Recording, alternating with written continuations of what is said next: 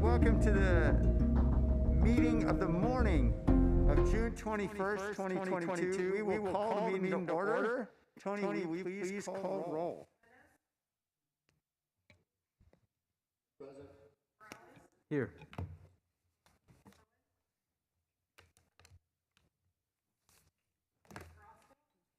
Present. Here. Arenas. Here. Foley. Here. Mahan. Here. Jones. Liccardo. Here. Thank you. You have a quorum. Okay, we got a quorum. Here we go. Let's start. If you're able to stand, please join us at the Pledge of Allegiance. Pledge allegiance to the flag of the United States of America and to the republic for which it stands, one nation, under God, indivisible, with liberty and justice for all.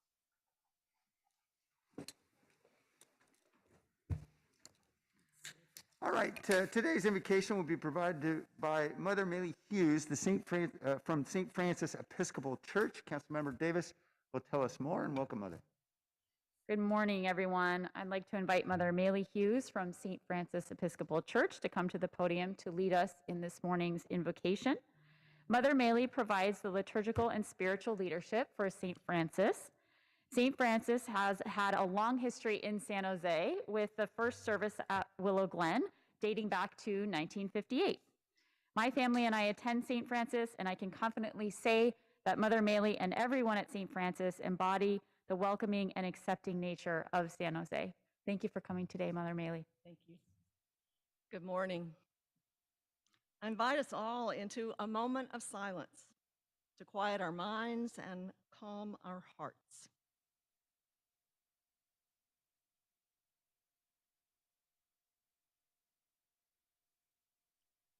Holy One, known by many names and beyond all names, Spirit of life, Spirit of love, Spirit of community, Spirit of justice. We ask your blessings on the members of this council who have been called to lead our city and community in which we live and work and play. Help them as leaders to not ask first, how do we fix this, but what do we need to learn? How might we need to change? And to whom do we need to listen? Remind them, because we all forget from time to time, especially in the noisiness of what passes for political debate today, that they are not only leaders, but also servants, that it is their responsibility and ours to serve the common good of all. Remind them that no matter where we live, everyone, gay, straight, transgender, Black or white, Latino or Asian, Muslim, Jew, Hindu, Sikh, or atheist, all are our neighbors, our siblings, and that throughout the ages, prophets have called the leaders of the people to respect and protect the least of those among us, our children, the elderly, the poor, those who are hungry, those who have no homes, those who are ill in body, mind, or spirit, the strangers and immigrants in our midst, those who live on the margins, those who are alone, those who are forgotten. Grant them and us the wisdom and courage to know and do what is right and good and true. May they and we speak out when it's time to speak out, and listen patiently and receptively when it's time to listen. May they and we always be guided by the spirit of community, by the spirit of justice, and the spirit of love. This we pray in the name of all that we hold sacred and holy, all that we hold good and right and true. Amen. Thank you very much. All right, let's jump into our ceremonial items. We have one item today before we get on to our agenda. Councilmember Carrasco will help us recognize and commend Silicon Valley Cannabis Alliance.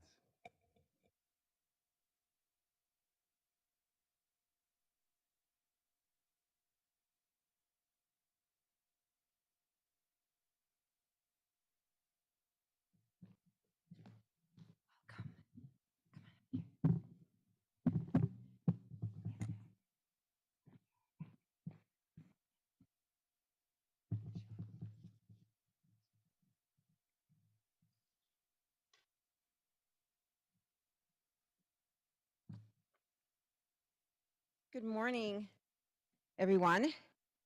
I hope you're all having a fantastic Tuesday. You know, it wasn't nearly a decade ago that the conversation around cannabis was barely beginning to shed its tabooness. Marijuana has had a very rocky trajectory, and up until its legislation in 2016 with Proposition 64, where voters made it very clear that marijuana would no longer be a taboo. We've come a long way, baby. And conversations about race and equity were even less heard of. So today, it is befitting that we present a commendation to Sean Ray with the Silicon Valley Cannabis Alliance, where we're blending these two conversations about race and equity and cannabis. A little bit about Sean. Sean has lived in California since 1975, graduated from Santa Clara University with a BS in economics, is a licensed California real estate broker since 1990, and former San Jose mayor's budget and policy aide. He has all of the background, experience, and thick skin to do the work that he currently does. He founded Jackson and Maine LLC, a California-based business advisory and lobbying firm, specializing in land use entitlement, the cannabis industry, and state-level legislative action, working with city, county, and state-level regulators on behalf of their clients. Sean aligned his work to form the Silicon Valley Cannabis Alliance, a professional organization founded in March 2018 that is focused on growing the regional legal cannabis industry by fostering community and professional connections between the cannabis business owners, the entrepreneurs to the industry, and business to local and state elected officials. SVCA creates opportunities for the industry and drives economic development for municipalities by keeping everyone up to date on new ordinances and best practices through networking mixers and larger signature events that bring various stakeholders into a dialogue. They remain socially responsible by encouraging the local cannabis industry to keep cannabis away from those under the age of 21, which I really appreciate. Requesting municipalities to spend tax dollars on cannabis education, and engaging in socially responsible activities focused on the spirit and intent of Proposition 64 of criminal records expungements. Though the work of SVCA pioneers can only be accomplished with our support and commitment to expunging records and providing opportunities for people of color to own businesses and generate wealth. I've made it known that I'm not a consumer of cannabis, although my kiddos sometimes have different interpretations because I've been such an advocate as of late. And It's a joke in our house. They often refer to me as Marijuana Maggie, sometimes Cannabis Carrasco. But all joking aside, what my children understand is that I am a staunch supporter, an advocate, because I want to right this wrong and make sure that our Black and Brown and Asian brothers and sisters have a second chance and have opportunities graciously afforded to others. We should all be champions of equity in this industry because the policies and dialogues we engage in directly link to remedying the damage of past policies that have majorly affected our communities of color, specifically our Black and Latino communities. Because what we've seen is a generation of disenfranchised Black and Latino communities, ineligible for financial aid, haunted by a criminal record, paying the price for a crime that others, especially today, primarily wealthy white counterparts, are making huge fortunes. The same acts that landed others in jail, sometimes for the better part of their adult lives. Think about that young Black kid, that brown little brother, who was essentially doing the same thing as a celebrity, as their classmate who happened to live in a different census tract and zip code. Their lives were ruined, and for their communities, recidivism was high, and poverty was certain. Today, it's a different story. We're writing a different narrative. We have the power to be responsible, to be safe, and to be just. We can seek equity and right this historic wrong. And here we stand with an incredible partner in this crusade. I want to thank you, Sean, for your impactful work in championing equity in this industry and for working to remedy the damage of past policies. And I invite the mayor to present the commendation, and I also invite Sean to say a few words.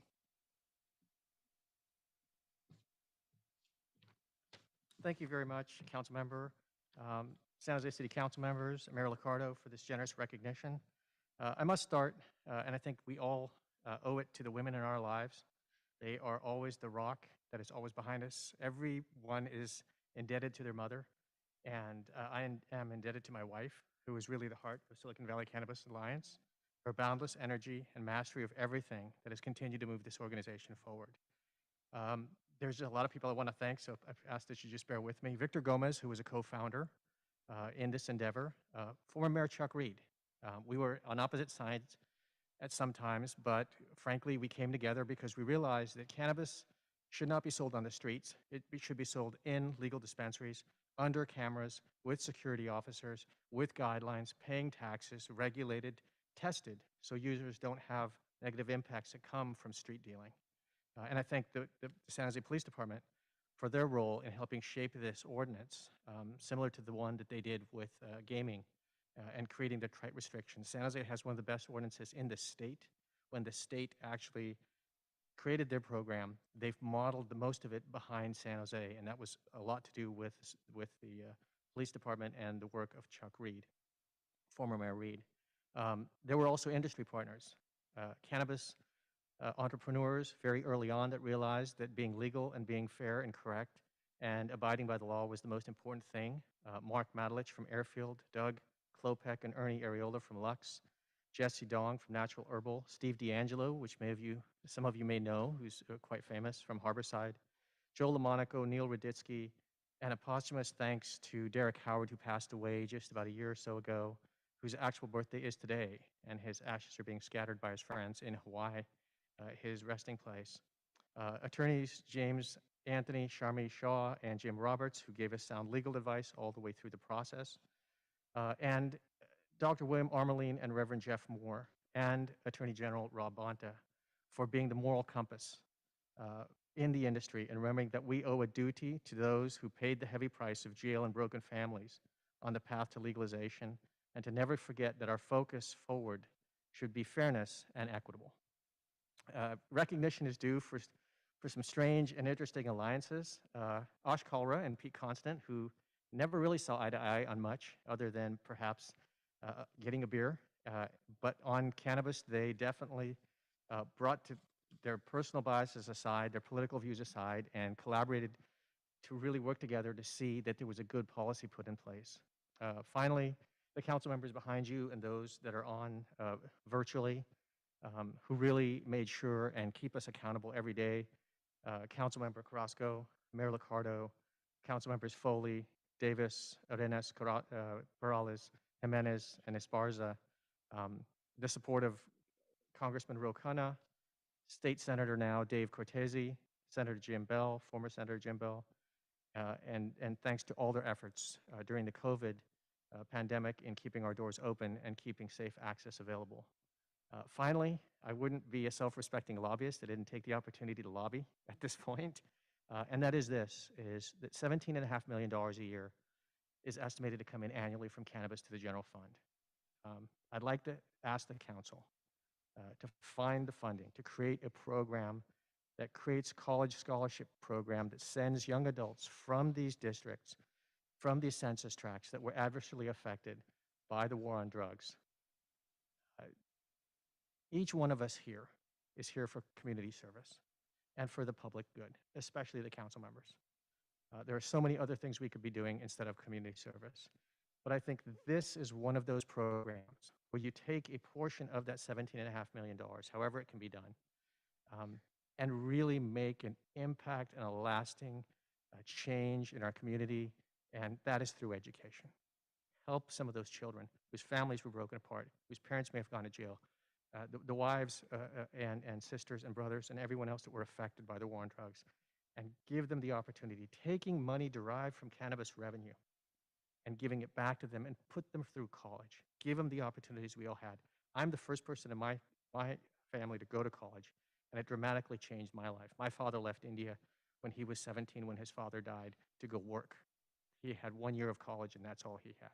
So college is so important. It really lifts people up. And the only thing that I'd ask is that the council and the mayor consider something like that in the future as we move forward. And I want to thank you again all for your time and your energy and your listening, and for this special honor.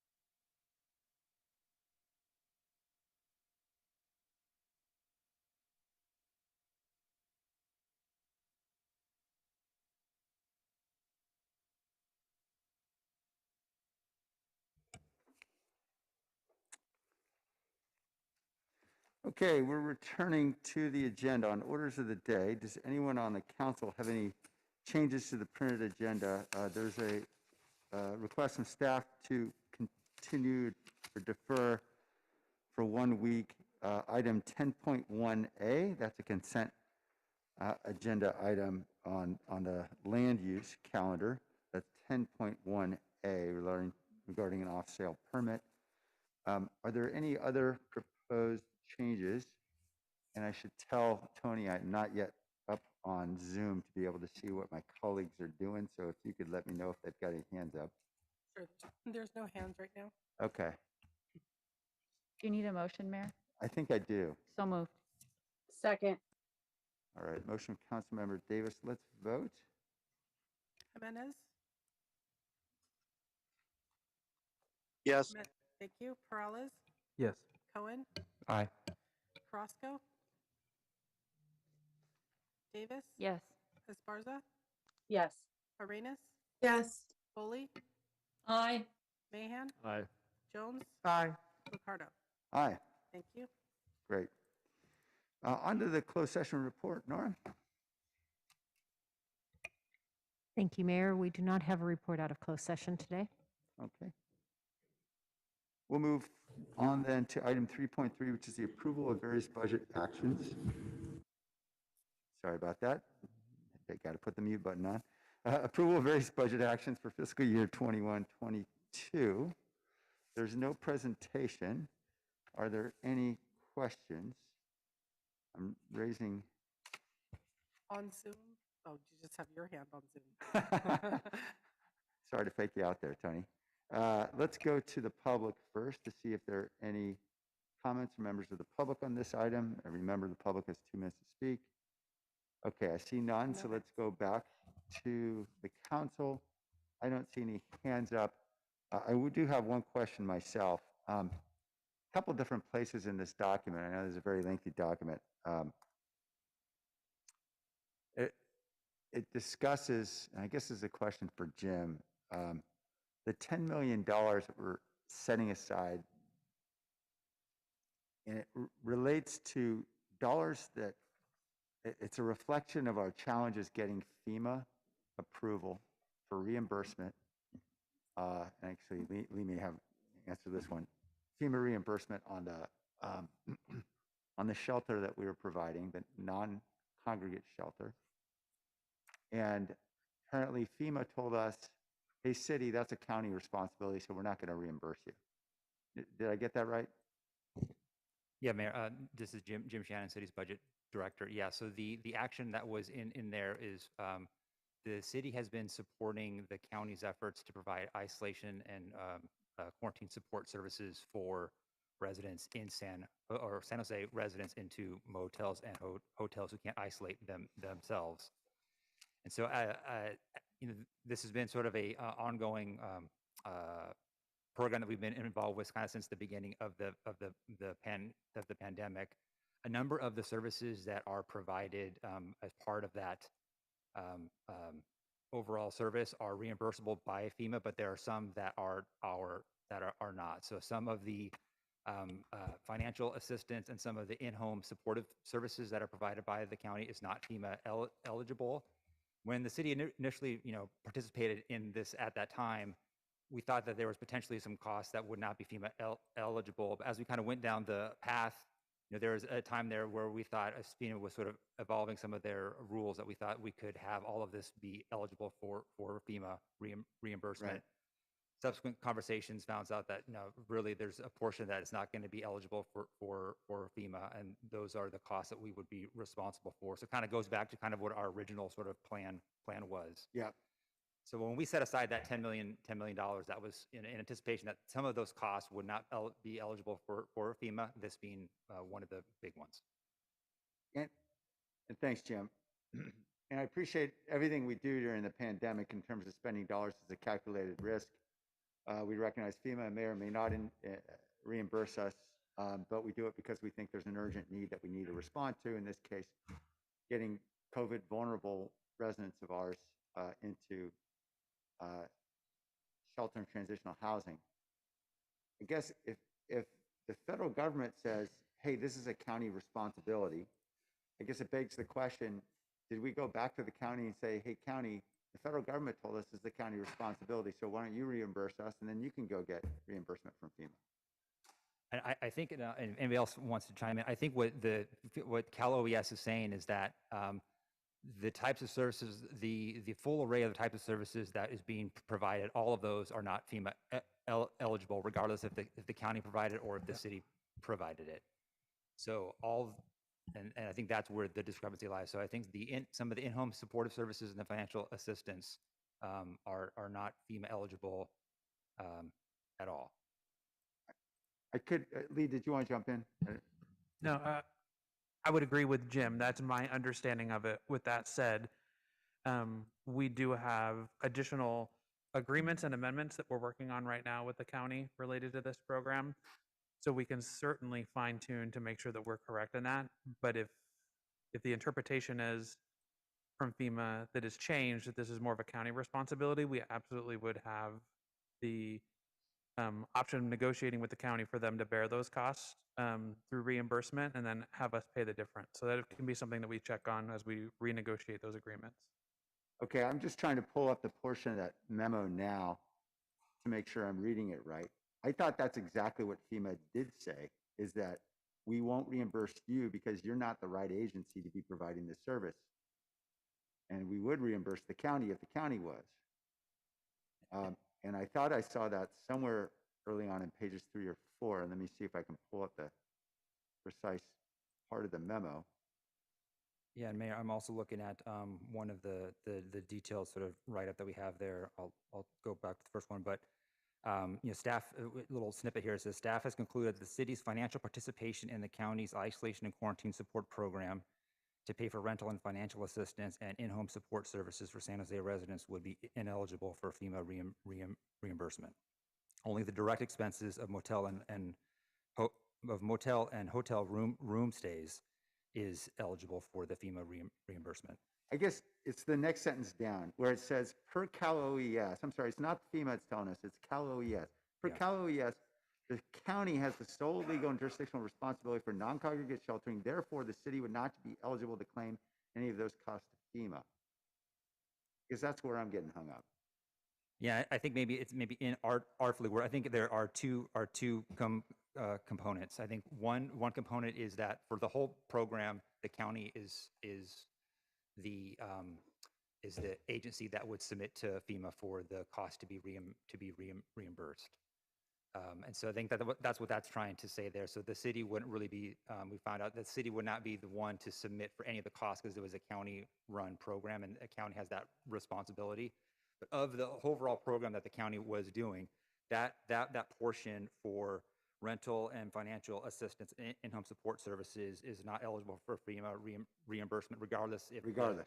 Yeah. Okay. All right. I clearly invested too much in that sentence. Well, yeah. Okay. Well, I took a long time to write it and it still didn't come out right. So Yeah, that's right. Okay. Well, thank you, Jim. All right. Is there a motion? So moved. Second. Motion from the Vice Mayor, second from Councilmember Esparza. Let's vote. Jimenez, Yes. Peralez, Yes. Cohen, Aye. Roscoe, Aye. Davis, Yes. Esparza, Yes. Arenas, Yes. Foley, Aye. Mahan, Aye. Jones, Aye. Ricardo. Aye. Thank you. Item 3.4 is the adoption of the annual appropriation ordinance and annual funding sources resolution for the next fiscal year budget and the resolution establishing the appropriation limit. Let's go to the public. I have no hands. All right. Let's come back to the council.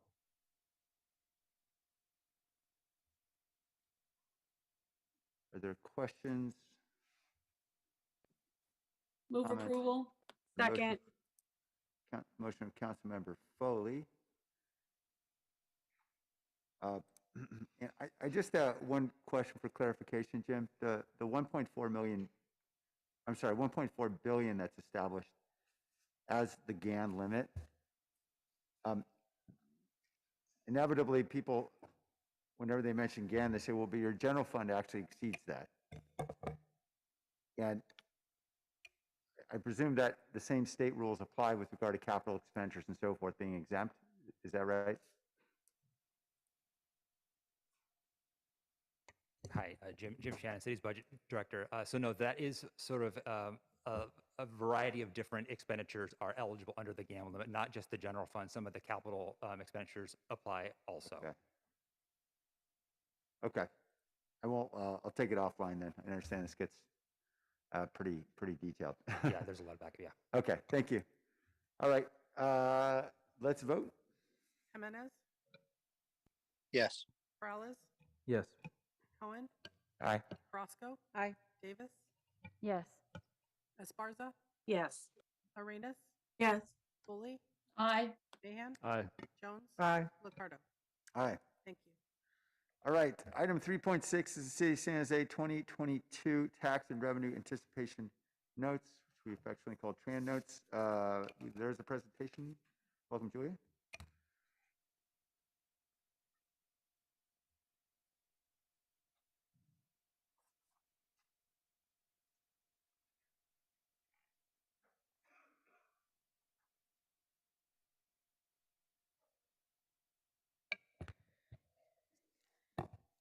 Presentation.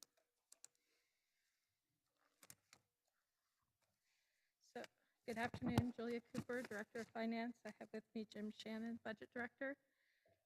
The presentation was posted extremely late this morning. I apologize for that. It's been rough trying to get everything together. The market's really been moving on us, as you're well aware that the Fed's increased the borrowing rate by 75 basis points last week. So hopefully the presentation will be up shortly. So as you're aware, the city has been pre-funding its retirement contributions since fiscal year 2008-2009. We pre-funded every year since that time except for fiscal year 1920, and we entered into short-term borrowing to facilitate that prepayment beginning in fiscal year 2011. So each year we work closely between finance and the budget office to do an analysis in terms of the discount that the retirement funds offer us to pre-fund compared to the cost of borrowing, the lost interest earnings, but then the interest earnings that we also receive during that period of time. So once again, we determined, even with the 15% haircut that the retirement boards placed on the discount rate for fiscal year 2023 pre-funding, we determined it was in the city's best interest to make that pre-funding payment. So we're closed. Today we have the action before you to authorize the issuance of the trans.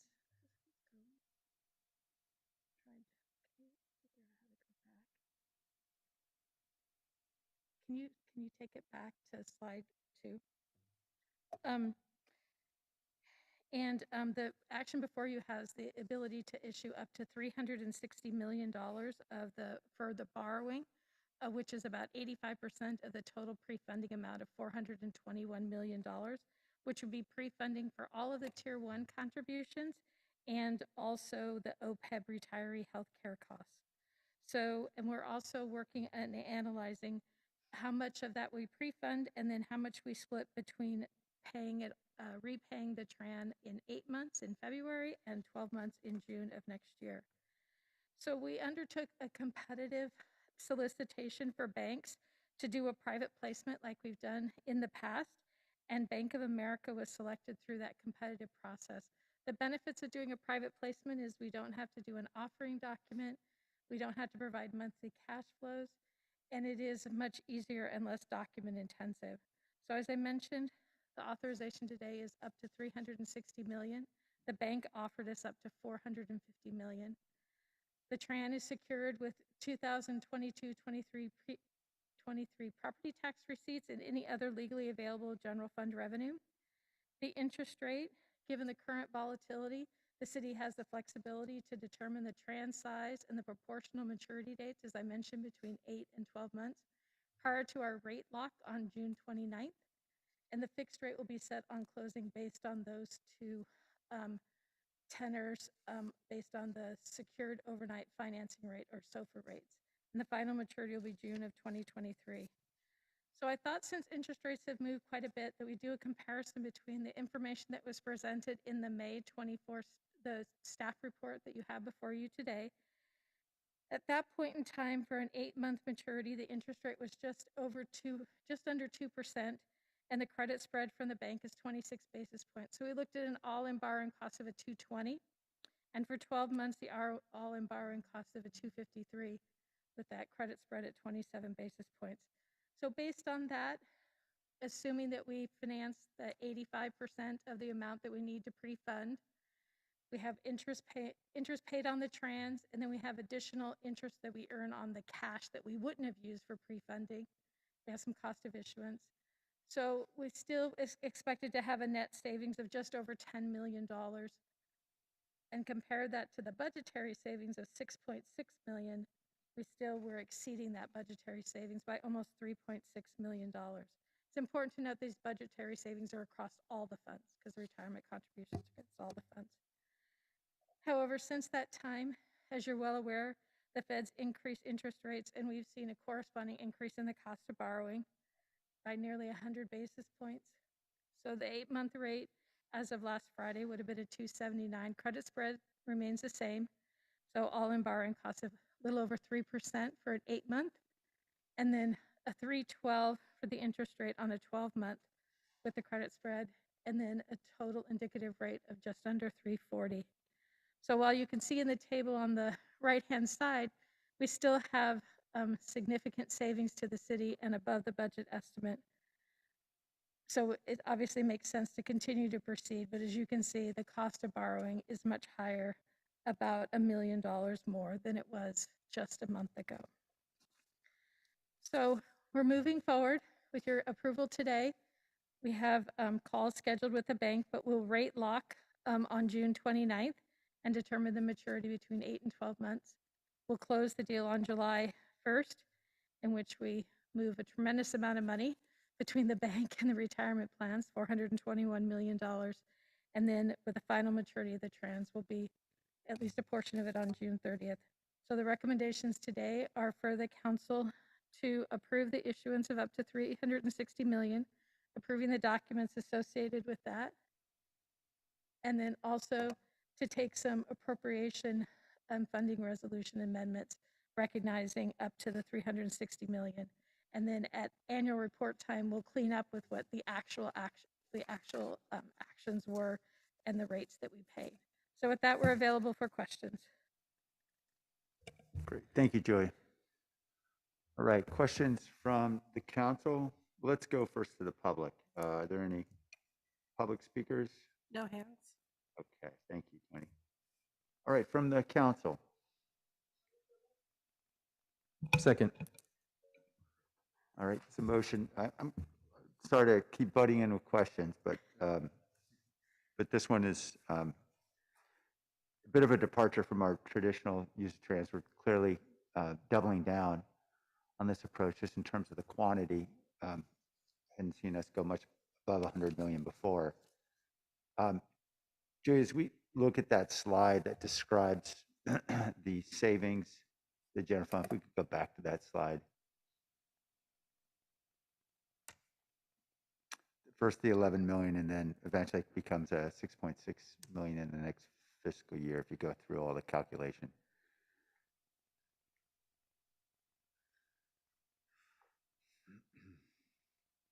Well, maybe I'll just ask you, because I understand Okay. the slides are not cooperating right now. Me. Yeah, if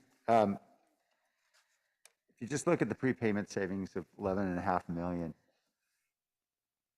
that is contingent on some assumptions, right? And one of those assumptions is around the funds achieving the discount rate in terms of the rate of return. Is that fair? Yes, so that number comes from the retirement boards. So they do a calculation if we continue to pay, if we were to pay bi-weekly, just like with every payroll, what that would cost. And then they do a discount back if we pay it all on July 1st.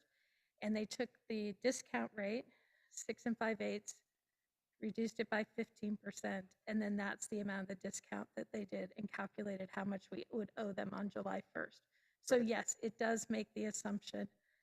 They've discounted it, so theoretically, I'm assuming less than the rate of return, right? Only 85% versus 100% of their discount of 6 5/8. And if instead the market tumbles, can you give us a sense of what the range is of the savings, or whether ultimately it becomes negative? Well, what happens is to the extent that they don't earn their assumed rate of return, then it just increases the unfunded liability. Right. So in future years, we just have a big, how they layer that and amortize it over the period of time, depending on the loss. Right. And so, and ultimately, I understand we don't feel that pain in the next fiscal year. We feel that pain years down the road through 5-year smoothing and so forth. But that pain is significant. So another way to look at it is we still owe the bill no matter what. Yeah. So to the extent that they're going to give us essentially a benefit of prepaying, you can just, if we were to pay on a biweekly basis and they didn't meet their rate of return, maybe it's a little bit less on an actuarial basis, but I don't think it's enough to move the needle, because it's like the dollar cost averaging, in terms of them getting it biweekly as opposed to one lump sum. So they definitely have to invest the money that we provide to them on July 1st. Yeah, and I guess that's the question in my mind, which is, look, we've gone through a pretty rough period in the market, and we may not have finished that ride, right? We tumbled more than 20% in equities, you know, could be 40% by the time we're done. It might suddenly rebound. We don't know. But I guess the question would be, if instead they had direction to, hey, dollar cost average and how you're going to invest, and invest a proportionate share every month. So that way, when the market tanks, we can hedge our losses in some way down the road with the impacts on our unfunded liabilities. Can I just ask, have we sort of done the sensitivity analysis or talked to them about, hey, when markets looking particularly volatile, maybe we should pull back a little bit? And pre-fund less? Yeah, pre-fund less and think about the dollar cost averaging approach. No, but we could in the future ask them to prepare some analysis for us to see what the impact is on the UAL if they don't meet the assumed rate of return in any given year. Is it possible that their financial folks could do a relatively quick and dirty analysis on what that looks like in this fiscal year? I'm not asking to hold this thing off. I understand you need us to move forward. But my concern is both the timing in the market, and I know we can never market time. It's always, we're always going to be wrong. But my concern is that we're going out now with 350 million, which is a level, I'm sorry, 360 million, forgive me, a level that's more than triple what we've pre-funded in the past. And that has me concerned that we're really doubling down on a strategy that could be a long-term detriment. Yeah, I mean, I guess the also way to look at it is the total pre-funding amount is $421 million. So we're just trying to make the determination right at this point between how much we're going to borrow and how much cash we're going to use as cash, and taking into account, you know, our cash balance tends to dip as we get into the latter part of the calendar year. So we just want to make sure that we have enough cash on hand that we're not dipping negative, right? Right. So the total bill that we owe them is $421 million. Right. So so the borrowing is really on our end in terms of trying to determine, you know, how much. I mean, we don't have enough cash to pre-fund the whole thing with cash. Yeah, no, I understand. We're going to need Tran notes no matter what. Right. Totally right. understand that. I guess the question is whether we'd ever want, given the fact that we're the ones who are on the hook for that unfunded liability, not the funds, would we ever want to condition our borrowing on some kind of arrangement with the boards that say, look, this is how we want you to actually enter the market to hedge on the risk to the city? Yeah, I don't know that we can do that. You don't know if it's legal. Based on their independence relative to how they invest their funds. And we just have the right to exercise our prepayment. Right. They have the right to set how much they're going to either discount it the full amount or give us some haircut associated with that. Okay. Which is their perception of where they think the market is when they give us a haircut. So, but I can talk to Roberto and see if there's a way that we could do some kind of sensitivity analysis or something. I'd appreciate that. Something in just kind of a pictorial way, because sometimes the numbers get a little overwhelmed, but maybe we can do some kind of graph or some kind, see where the levers are, you know, in terms of kind of what pushes one more than the other. I appreciate that. Thank you, Julie. Okay. Okay, other questions? Councilmember Davis? Mayor, I just want to jump in as the liaison for the Federated Board. Part of the reason that they give us the haircut is that they don't invest the money as soon as it comes in, when it comes in a lump sum. So they keep some of it in cash. They do the dollar cost averaging as a matter of course. They don't just take in the however many hundreds of millions of dollars it is and then just invest it on any given day. So I just want to be clear about that. And we can have a presentation or an info memo from Roberto probably to, or Prabhu, to talk about how how they handle that cash, if that would be helpful to you. Thank you, Councilmember.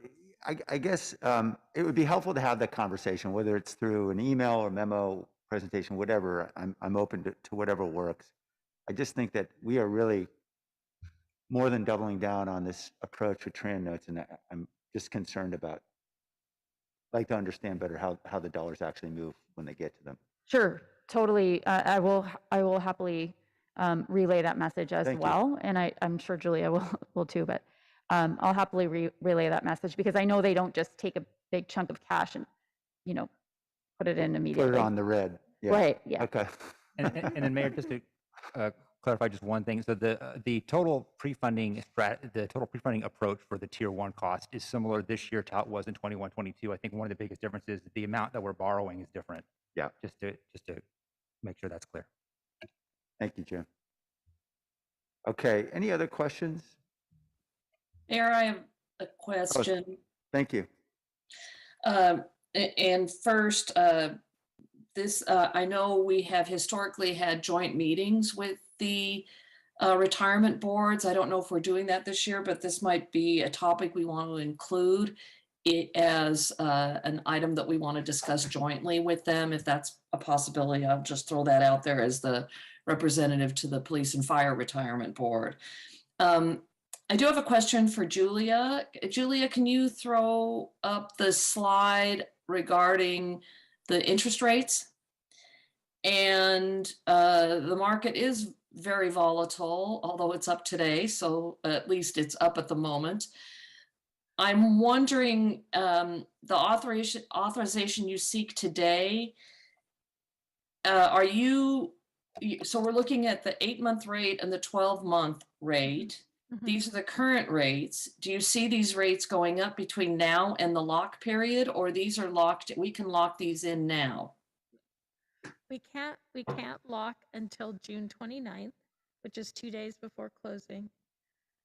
We expect rates to hold within this band through the end of June, and don't anticipate the market to be pricing in the Fed action at the end of July until sometime probably after the 4th of July holiday, which is after we're out of the market. So based on our conversations with our municipal advisor and the Bank of America, we think these are pretty good planning numbers. There could be some movement around the edges, but not the kind of movement we saw between the staff report and today.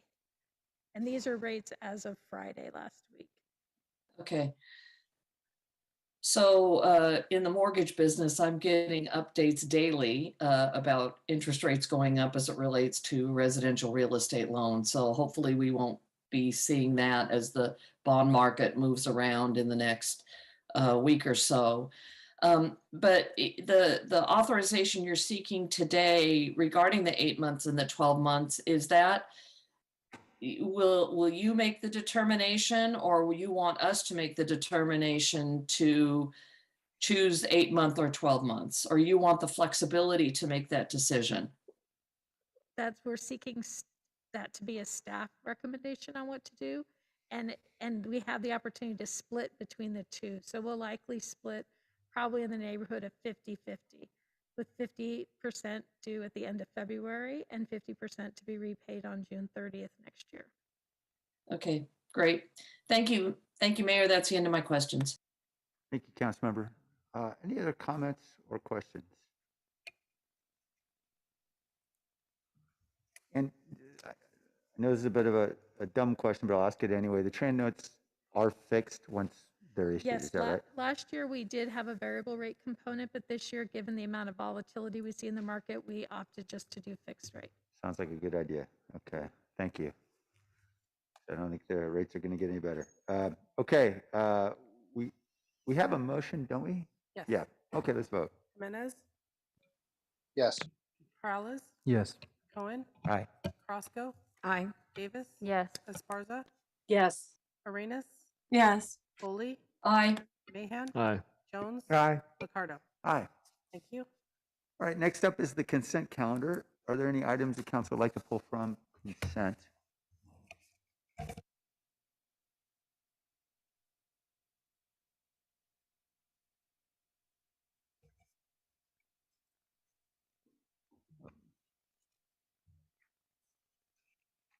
I'm not seeing hands. Oh, I am seeing Councilmember Rennes. Yes, I'd like to pull 2.21. Okay, 2.21. And any other items? Let's go to 2.21. Councilmember Rennes? Thank you. We had questions when this item came to rules, and while I'm supportive overall, I wanted to know from Nora if you were able to better define the predatory criminal behavior.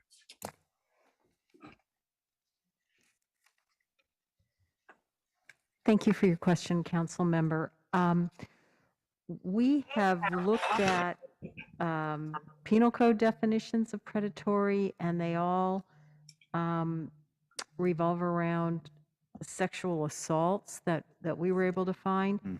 And so I think our intention in working with the independent police auditor is to interpret that term broadly in the context of the mayor's memo and the types of criminal concerns involving employees, so that it wouldn't just be related to sexual assault, but it would also be serious criminal allegations. So that was our intention in when we bring this back to council.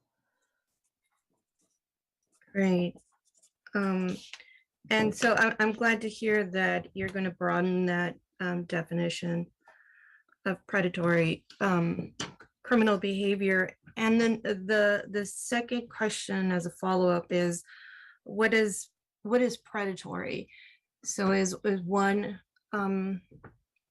crime constitute predatory criminal behavior?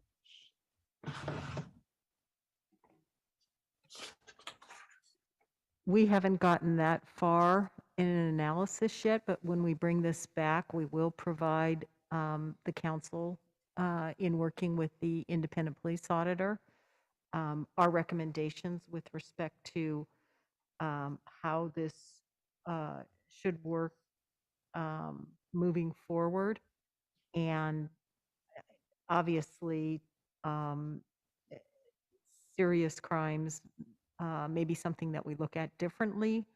That's then something that's less serious, but we will be providing recommendations to the council for your consideration when we have the opportunity to bring this back. Great, thank you.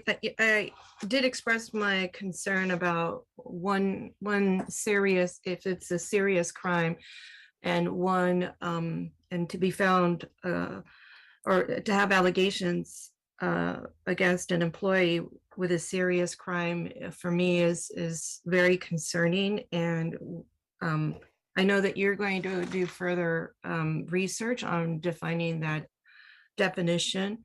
I just think that if we could learn from what we've already experienced, and that's part of also looking at some of the folks that have had some previous allegations, like William Jerry, who's the code enforcement inspector, as well as Matthew Dominguez, Officer Matthew Dominguez, who exposed himself in a home. Both had a previous allegation. And I hope that as we move through this, that we take sexual assault, gender-based violence crimes extremely seriously. We know that intimate partner violence is, and those survivors are at a higher risk for severe harm or death, especially when those survivors decide to leave, as we saw not, I think, even a week ago, with the murder-suicide that happened in our city. And so we need to begin to take these red flags as seriously as we can. And so when you return to us, I hope that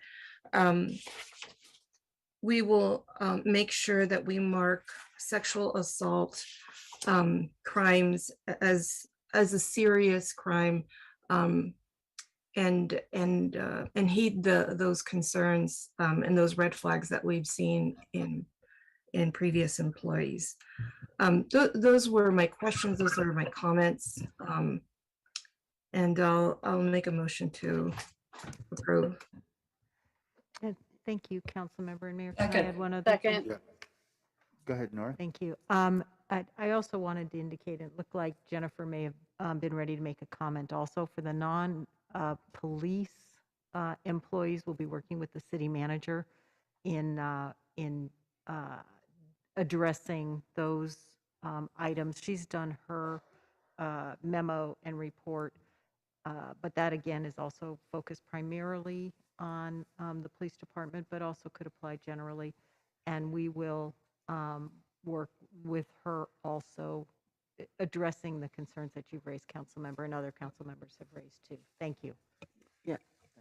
Just before Jennifer's going to speak in just a moment, there's been a motion. I'll make sure there's a second, so we have a live motion.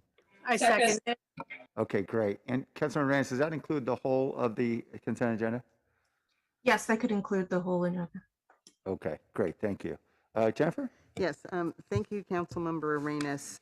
So just to be clear on this piece of the referral, in the event that a criminal allegation is made against an employee that is credible, we've at this juncture have defined that if it impacts the safety or financial health of the community or other city employees, and we're saying examples include but are not limited to alleged sexual misconduct, assault or battery, and theft or bribery. So that's the overarching examples that we've included in this, and we've updated our administrative leave policy, our investigation and principles policy, the police department's duty manual, in the internal affairs unit guidelines, exactly as you've indicated, because we've, learning from the past and how we apply forward, so we don't have any of those two instances or anything like that ever again in our community, and we want to give the community confidence and our employees confidence that we will not tolerate that behavior. Thank you. Thank you, Jennifer. That's great assurance. Thank you. And I just thought I'd share first, I appreciate the city manager moving so quickly to respond to the memorandum that I wrote and that the Rules Committee approved. I think the definition that Jennifer articulated is one that's consistent with my intent when I use the term predatory. I don't think that predatory crime is, for example, consensual crime like drug dealing, for example. I do think it's anything that involves that's non-consensual with an identifiable victim, and so I would distinguish, for example,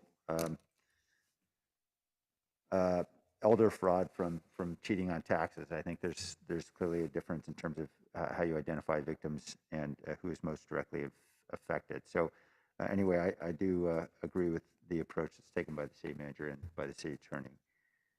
I know there's more work to be done. Okay, any other comments? Let's go to the public for public comment on the consent calendar. I have no hands. Okay, let's vote then on Councilmember Arenas' motion. Jimenez, Yes. Morales, Yes. Cohen, Aye. Roscoe, Aye. Davis, Yes. Esparza, Yes. Arenas, Yes. Foley, Aye. Mahan, Aye. Jones, Aye. Lucardo. Aye. Thank you. All right, thank you. On item 3.1, I think we have an announcement, Jennifer. Yes, I do. Thank you so much, Mayor and City Council. Today, I'm very pleased to have you all meet our newest Deputy City Manager, Omar Passions, who started his job last Monday. Omar, could you stand, please, so everybody to be recognized? Thank you. I want to tell you just a quick little bit about Omar, and you'll get to know him over his time here, which we hope to be very long. Omar's career spans more than 20 years in public service with an extensive background in public health, land use, and housing.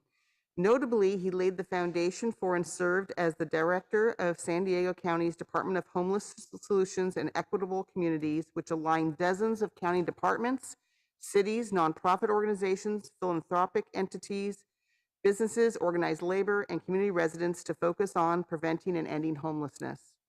In addition, Omar has held several positions in private law firms focused on public entities and land use and served on advisory committees and boards for organizations focused on workforce and economic development, youth, and homelessness. Omar completed his undergraduate degree in philosophy and his Master of Public Health at the University of Arizona.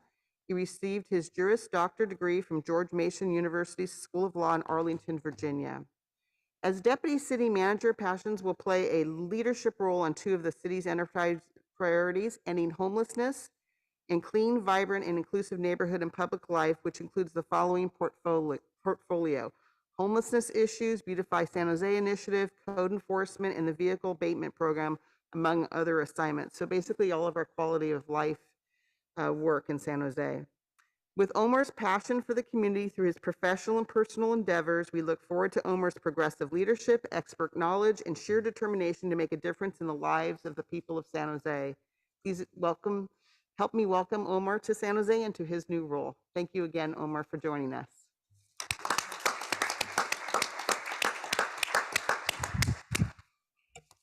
Welcome, Omar. It's great to have you. I know you've taken on no small task with homelessness. Words of Ripley, it's not winning by small things. This is a big deal, and we appreciate your willingness to take on such a tremendous challenge in our city. Thank you. All right. Okay, item 3.5, our approval of agreements that we have with many of our bargaining units for the next fiscal year. There's no presentation here. This is with regard to the 1.5%. All approved. Are there any comments from any members of the public? I have no hands. Okay. Move approval. Second. All right, motion from Councilmember Esparza. Let's vote on that motion. Jimenez, Yes. Morales, Yes. Cohen, Aye.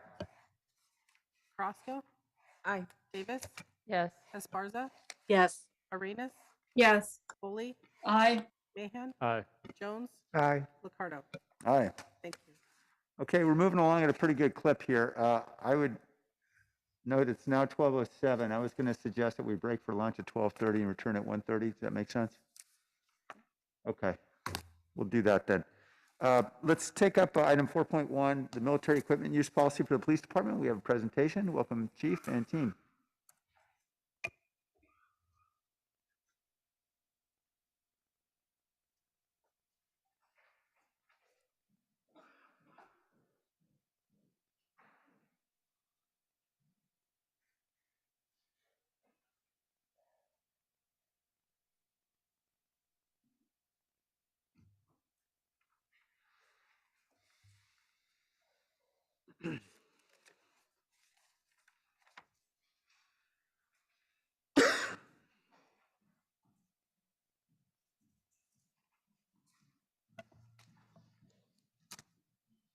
Morning, Mayor, City Manager, City Council.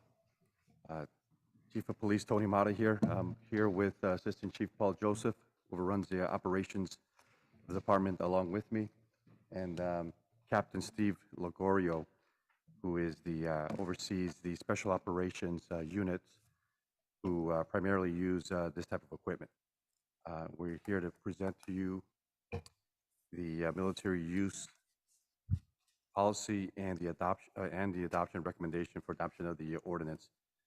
Before the presentation, I would just like to state that the use of this equipment is used in extremely dangerous situations to protect not only our community, but also the officers to safely resolve these situations. And as a result of AB 481 that was passed in September of 21, numerous California law enforcement agencies have already approved similar policies. So with that, I'm going to have the presentation passed over to Captain Ligorio. Greetings. Thank you, Chief. Greetings to Mayor, Council, City Manager, staff, and the audience. I am Captain Steve Ligorio with Special Operations Division. With us today, I'll do some introductions. We have Sergeant Morris with the Merge Unit, Sergeant Anderson with, he's in our VSET unit currently, but he's also worked bomb and merge. We have Lieutenant Zuniga, who is assigned to VSET Metro Street Crimes. He's also in charge of our command vehicles and licensing of drivers. In the audience, we have Sergeant Lavos, who's with our PD firearms range. And we have Officer Schwitters, who's with the bomb unit and also oversees UAS and drone operations.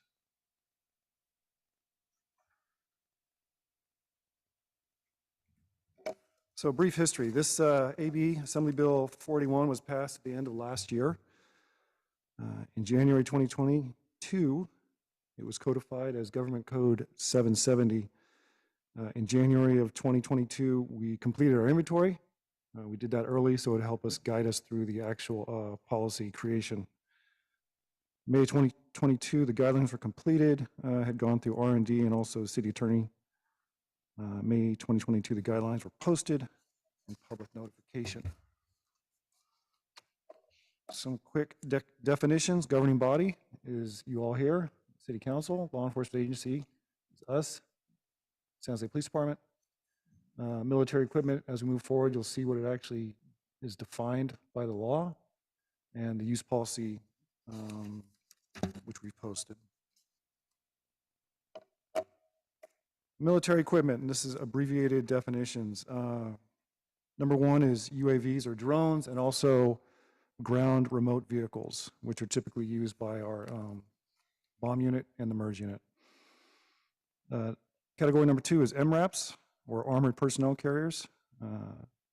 Number three is Humvees or Hummers, as more commonly defined, and Bearcats, vehicles of that size that are armored, typically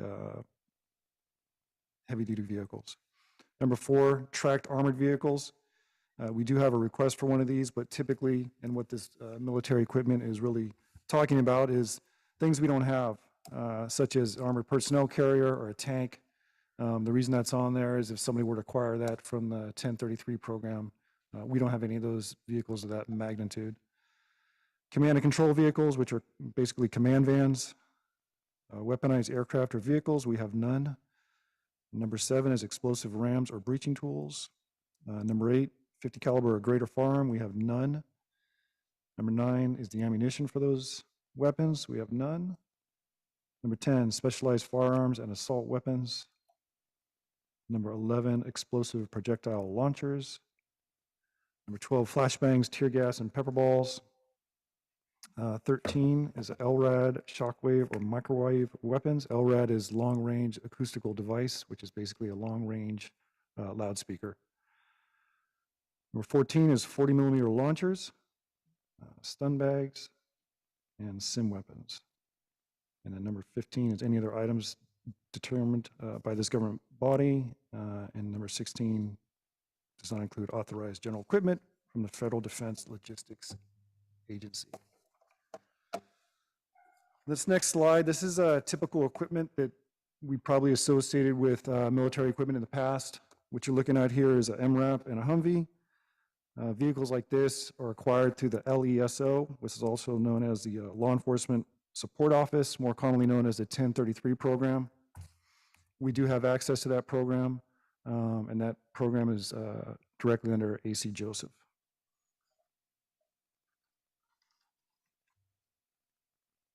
Policy chronology, establishing the policy, then moving forward to posting policy in the inventory, and then coming up, holding public forums for input and transparency, and then moving forward, we'll have annual updates to this government body.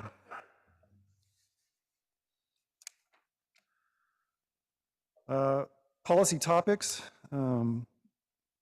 This is pulled straight out of law and the requirements that need to be in the policies: description, quantity, capabilities, lifespan. Number two, purpose and authorized uses. Number three, fiscal impact. initial cost, estimated annual cost. Number 4, legal and procedural rules. Number 5, training for use. Number 6, oversight and mechanism to ensure compliance with this policy. Number 7, means by which to register complaints, concerns, or questions, including timely response. And number 8, future items to be sought. These are the policy topics that are laid out by the law. There is no set format, so our format is what we came up with. There's many different versions out there with all the different agencies complying within the past couple months. Again, our format is what we came up with. The state did not provide a template for the policy.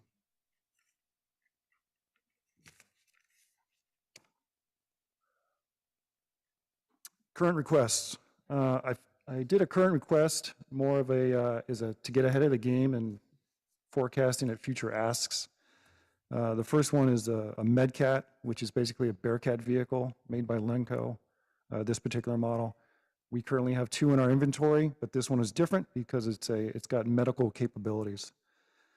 First question is, why do we need a third Bearcat? Well, I can tell you in the past 6 months, we've had 3 critical incidents that have involved persons with firearms. And we know we're taking a lot of firearms off the street. As a chief has spoken to in the past couple months, we're averaging 1 firearm every 12 hours, which is a large amount of firearms.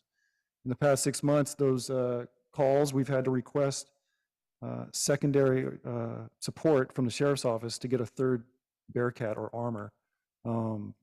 Really just to get cover behind, to protect the officers, which is really a de-escalation in the long term, because if the officer is protected, they're not going to be required to meet force with force, and we can continue to de-escalate and make contact and try to have a peaceful resolution. This one has basically life support systems in it, basic life support. It's not advanced life support. But recently, in the past year, we've worked on a tactical EMT program at the police department. We had one in the past, but now we've established one that's sustainable. This would be a good cornerstone for that. We currently have 6 EMTs. We have more in the pipeline. We'll probably have 12 within the next couple months that are all nationally registered. With a vehicle like this, we're able to go into the hot zones with our tactical EMTs. Or, as you know, we have the fire department that does a rescue task force. And I know they received a grant recently for body armor. We can get them into this particular vehicle, again, that has medical supplies. It has a bench or a litter for a patient. It also has oxygen and other medical supplies in there. We can bring paramedics from the fire department along with our tactical EMTs, or even other personnel that need to get in there and render assistance, or if we're going to perform a rescue. This is a capability gap that we have. There's a lot of agencies out there that have this type of armor specifically for performing rescues and providing life support. The second item is the Rook. You might recognize it because what it is, it's a armored bobcat or skid steer that you see at every construction site. How it's used, looking at the one picture there, it's got a big grappling claw on the front. A lot of times on critical incidences, and we had one last night, where we have to put ourselves in harm's way to break windows, to see what's going on inside, to introduce tear gas, maybe to make entry, knock the front door down. This tool, which is fully armored, gives the operator a chance to move up close to a house or any threat that we're dealing with and safely immobilize vehicles, knock down a door, break a window so we can see what's going on inside. Again, it's a de-escalation, and I use that term, and people look at this Rook and think it's very offensive and a little scary, but what it does is protects the person inside, allows us to not do the traditional way of walking up, holding shields, and trying to manipulate crowbars or pike poles, which is pretty dangerous when you're doing stuff like that and you're dealing with an armed suspect inside the house. So the one question I've received on these 2 items is funding. Again, this request was kind of a pushing it forward, getting ahead of the game, preparing for grant funding and grant requests. If the city wanted to fund this, I would be all for that. The grant process takes approximately 2 years. What I can tell you now is that we have a capability gap.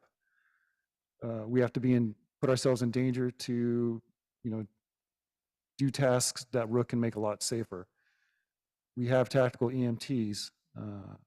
that we can deploy into the field and we can get fire with us and rescue personnel, whether they're suspects, citizens, or officers. Again, that's the capability gap that is there. We're frequently asking for the sheriff's office Bearcat, which takes time to get it there, and there's also a regional asset. We're now taking it from all the other counties or cities within this county.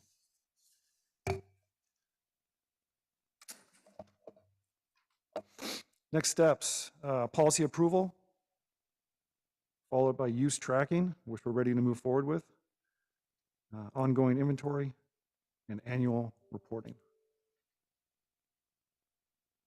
Any questions? Thank you. Thank you, Captain Gregorio.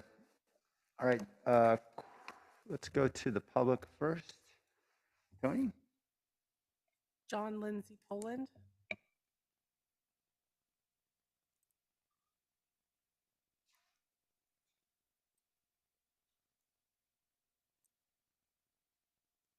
John, you're unmuted, but we're not hearing you.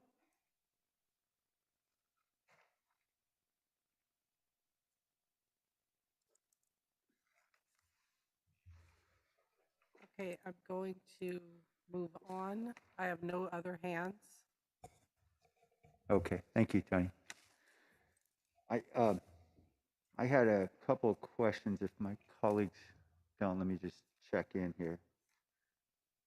All right, and if Mr. Lindsay Pullen, if you're able to get your device to operate properly, and just raise your hand again, we'll come back to you.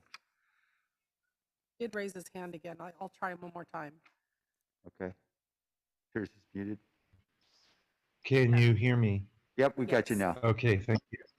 Okay, my name is John Lindsay Poland. I work for the American Friends Service Committee. We've conducted a deep study of militarized equipment used by law enforcement across the state and have looked at dozens of policies that are written to implement AB 41. I want you to remember that you are not considering, except for the two vehicles that are proposed, what you are looking at is use policies. So it's not just a question of like, does the department have it or not have it? It's a question of when and in what circumstances it's used. And unfortunately, a lot of the policies, including the underlying policy manual, the duty manual, don't articulate clearly when it is okay to use some of this equipment and when it is not. Particularly, I want to draw your attention to the so-called less lethals, chemical agents, and impact projectiles and launchers, which in addition to being governed by AB 41 are governed by another new state law, AB 48, which significantly restricts the use for crowd control of these weapons. I don't see in any of the proposed policies that incorporated into either the military equipment policy or the underlying policies, which are what officers are most likely to look at. You have 180 days from the point of when this was proposed to get it right. That means until November. So I highly recommend that you bring this back to the department. I also want to raise one other question about the Rook, which you just saw a picture of a small plastic model of it. But is it only restricted in use when a subject is threatening with firearms? Or is there any limits on use besides the kind of situation that the officer described to you? That's really what's on the table, is the use policy. And I hope you will ask questions and consider that. Thank you.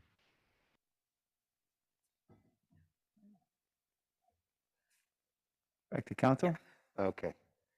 Are there any questions from my colleagues first? I don't see any, so I'll just raise a couple myself. You know, building a bit on the comment made by the member of the public, I'm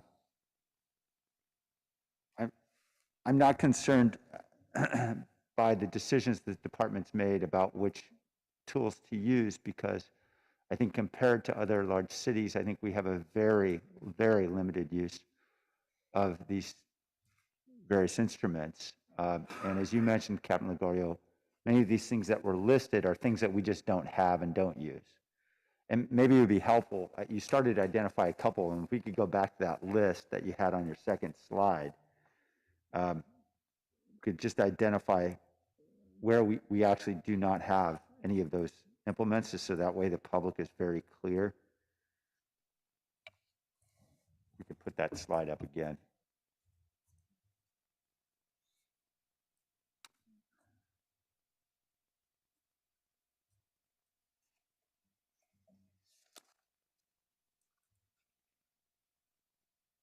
We're having slide challenges today. You're not the only one. Okay, there it is. Sure. First thing I want, I forgot to introduce Lieutenant Donahue from R&D. He's also seated behind me. Sorry about that. So things we don't have that's on this list from the categories of military equipment. So tracked armored vehicle, the Rook qualifies for that because it has tracks to move it. It could very well come on 4 tires as they were traditionally made, but again, we don't have any of those. And in the past, you're talking about an armored personnel carrier or a tank. I can't get into the mind of the person that wrote the legislation, but I think that's what they were trying to prevent. And we don't have any of those big, really military type, vehicles. Right. Number 6, weaponized aircraft or vehicles. We don't have those. Number 8 is 50 caliber or greater firearms. So you're talking like a Barrett rifle, a big 50 caliber. We don't have those, nor do we have number 9, which is the ammunition for them. And the rest of those we do possess. Okay. So thank you for that.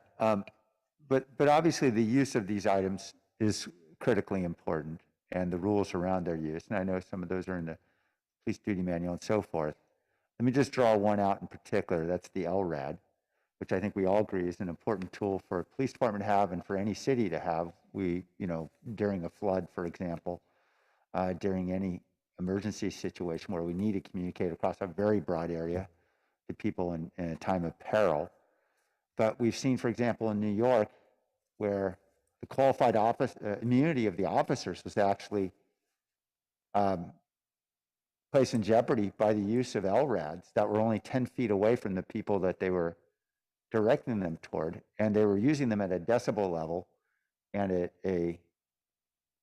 I'm no expert in sound, that's for sure, but they're using them in a manner in which it was reasonably foreseeable that these LRADs were going to cause hearing loss, because it wasn't a means to actually communicate information. It was a means to disperse a crowd with a very uncomfortable, very high-pitched sound. And so I think that's just an example where I looked at the report, described what they are on pages, I guess on page 24, and then we have some specific LRADs and the make and models on 76 and 77. I could be wrong, but I didn't see anything that constrained us that says, hey, officers, you can't use this tool in a way where you're just emitting a high-pitched sound that's going to cause permanent hearing loss. So can you help me? Where is the limit? Is it in another document? Is it in a policy manual? Where do we get those limitations?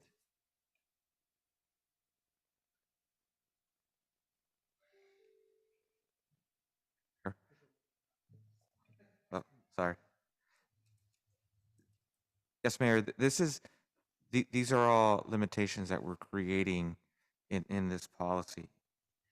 And the sound levels of this device are controllable and range from a mild address sound level for providing directions and public safety announcements to the usability provided for these devices.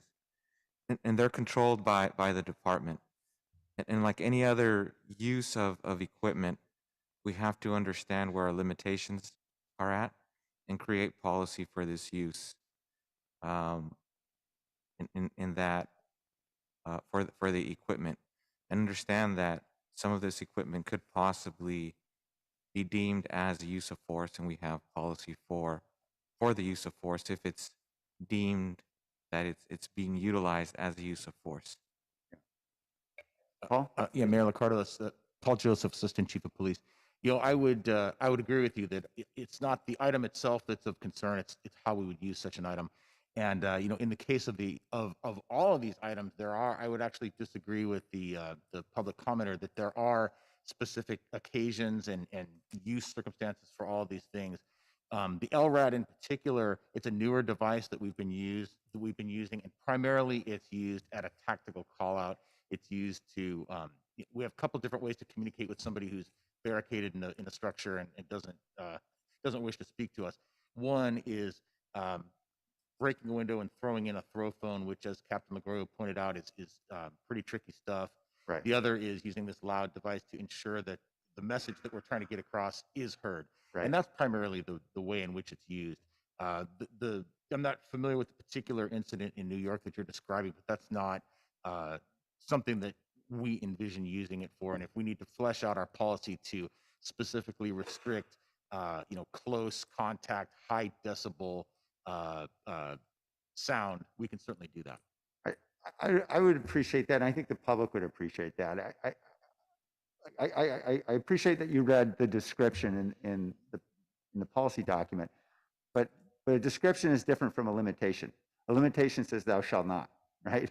And it's really important for the police department to prescribe what exactly it's not going to do, particularly with these kinds of instruments, because obviously we know there is heightened public concern, and yes, there have been abuses in other departments. I haven't seen that in our department, although obviously we have a very different view on the use of rubber bullets. But I think that it is really important, if we are saying that this is a document that's about limiting how we're going to use it, that we actually explicitly say what those limitations are, particularly since, for example, in the LRAD context, yes, there have been cases of permanent hearing loss caused by the use of these things. We know that's not the intent here. I think the intent is consistent with what you described, Paul. Can I ask, in terms of how that gets actualized, is there an opportunity maybe to bring this back to council at some point to talk about explicitly what some of those limitations might be? Yes. So again, I would, just in looking at this list, each one of these items has some pretty specific use limitations. In particular, like the drone program, for instance, that was, these are new areas. These are areas of where we're able to leverage technology for the safety of the community and the safety of our employees. And as we introduce new methodology and new techniques and new equipment, it does get a tremendous amount of scrutiny.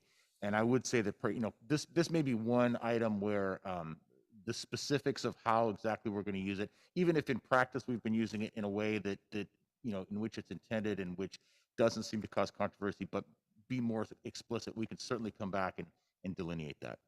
That'd be helpful. Thank you, Paul. I think it would, as we continue to work on developing the trust in the community, I think that it would just be helpful. Thank you. Councilman Cohen? Yeah, thank you. Just a couple questions for you. Do we have procedures or sharing agreements in place with neighboring jurisdictions on some of this equipment? So are there jurisdictions around us that have it, and when we have the rare instance where we need them, we might utilize what they have, or if we had one, we would share with them? So, we always have just mutual aid doctrine that we can fall under. But 770 has some stipulations in there talking about military equipment in general. We need to have our own policies in place. Other agencies, when they come and help us, they need to have their own policies in place. But when they come into our city, their policies can't supersede ours, meaning they need to use their military equipment appropriately under our policy. So the use has to be governed by a policy that we have, but when we're talking about we have a shortage of equipment and we need to buy something, would we maybe look at regionally what we have within the county or within the vicinity, so that we don't necessarily everybody have to have their own? Warren Councilmember Steve Donahue from Research and Development. So according to the Assembly Bill and Government Code 7070 that was made from it, we can have, once this military equipment policy has been approved by council, we can now have other agencies come in and assist us if they have equipment that we don't have yet. So let's say hypothetically they have a Rook, right? And we need to use it, but we don't have one yet. So because we don't have one, we don't have a policy governing it. We can have them come in and use their Rook in our agency's jurisdiction once the policy has been approved by council, even if the specific item, the Rook, isn't in our policy yet. Okay, as long as they have a policy in their jurisdiction and it abides by their use policies. Does that make sense? Yeah, it makes sense. And I guess I'm asking just the follow-up question, which would be, I probably know what I'm driving at. If when we evaluate whether we have something and need it, I assume we evaluate that in the context of mutual aid and what we might definitely need ourselves because there's a shortage regionally, or what we think we have accessible to us in case, assuming that some of these are very rarely used, we may not need to have our own piece of equipment. Absolutely. And then when we come back to council every year we'll be reporting back to council on the items that we possess and the items we'll be requesting for the subsequent year. When we do that, that will be part of the conversation, is to say whether or not that item's available through our mutual aid partners, or even if they have it, why we would need it as well. And this action today is about the policy and not specifically about these two pieces of equipment, or it's about both? Correct. It's kind of it's about the ordinance itself, right? Approving the ordinance and then approving our military use policy. The inventory is there for illustration, and then we are asking right now for the ability to move forward in attempting to obtain the Rook and the MedCat. Okay. And in the instance of the med, I forget what it's called, but the other piece of equipment, not the Rook. Sounds to me like this would often be used in case of fire emergency, and we would use have our fire personnel. How do we distinguish between what we need as a police item versus a fire department item? So, Councilmember Cohen, oftentimes there are rescues that need to be performed of people who are in a situation that is inherently dangerous, not something that firefighters are trained to get close to. One of the things I think of is we had in 2019 we had multiple homicides inside a residence, and when the officers first arrived, they could see that there were several people inside the home who still appeared to be alive and that they could be helped. And the officers had to basically make a crisis entry, get those folks out, and then put them in the Bearcat that we currently have, and drive that to a location where they could then get medical treatment. This would allow us to bring, first of all, it would be equipped differently so that medical treatment could be given right away, and we could put paramedics or EMTs into this vehicle. And when seconds count, I mean, this could mean the difference, not to be overly dramatic, but it could mean the difference between life and death. And so it's the use is dependent on the circumstances, but I think it could be used in a fire emergency. But what we more envision it being used is, maybe like an active shooter, or someplace where, we need to rescue somebody immediately, and as soon as they're safely in this vehicle, start providing medical treatment. Okay, thank you. That's it for my questions.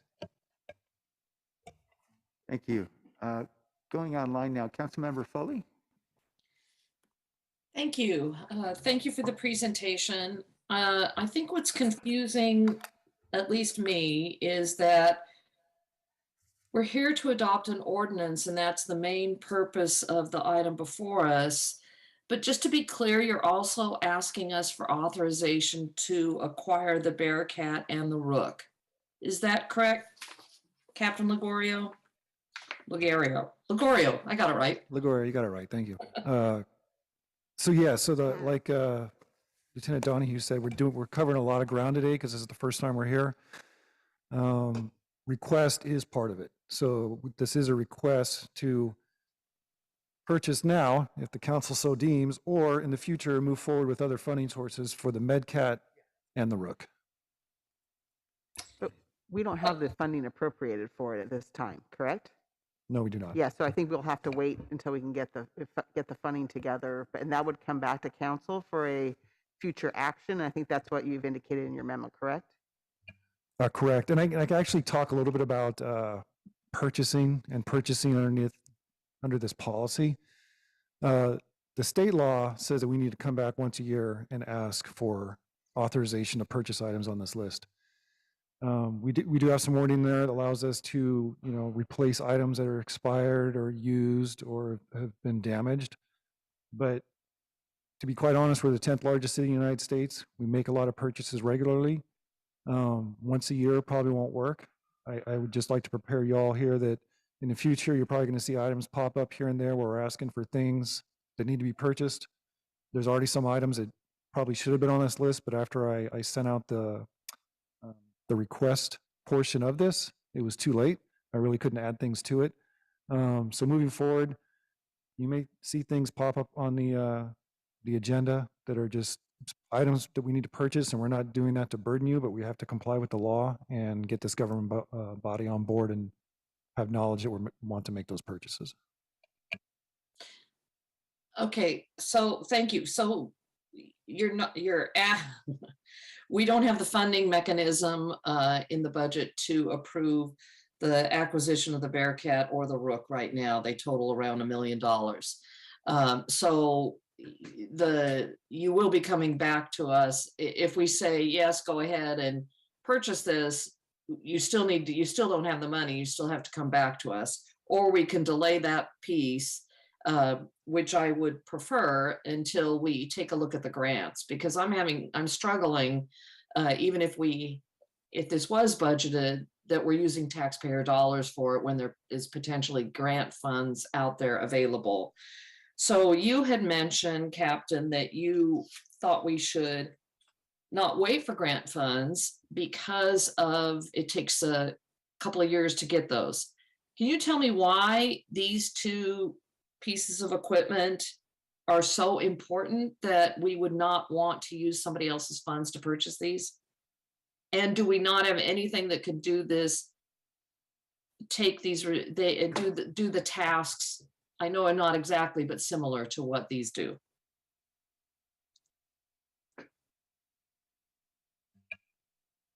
Hopefully I remember all your questions. First one was, what do we need it? So I think the past events in the past 6 months illustrate that we need it. And honestly, going back to Gilroy Garlic Festival, active shooter event, we responded down there. We sent about 80 personnel, a couple Bearcats, our helicopter, a Medcat.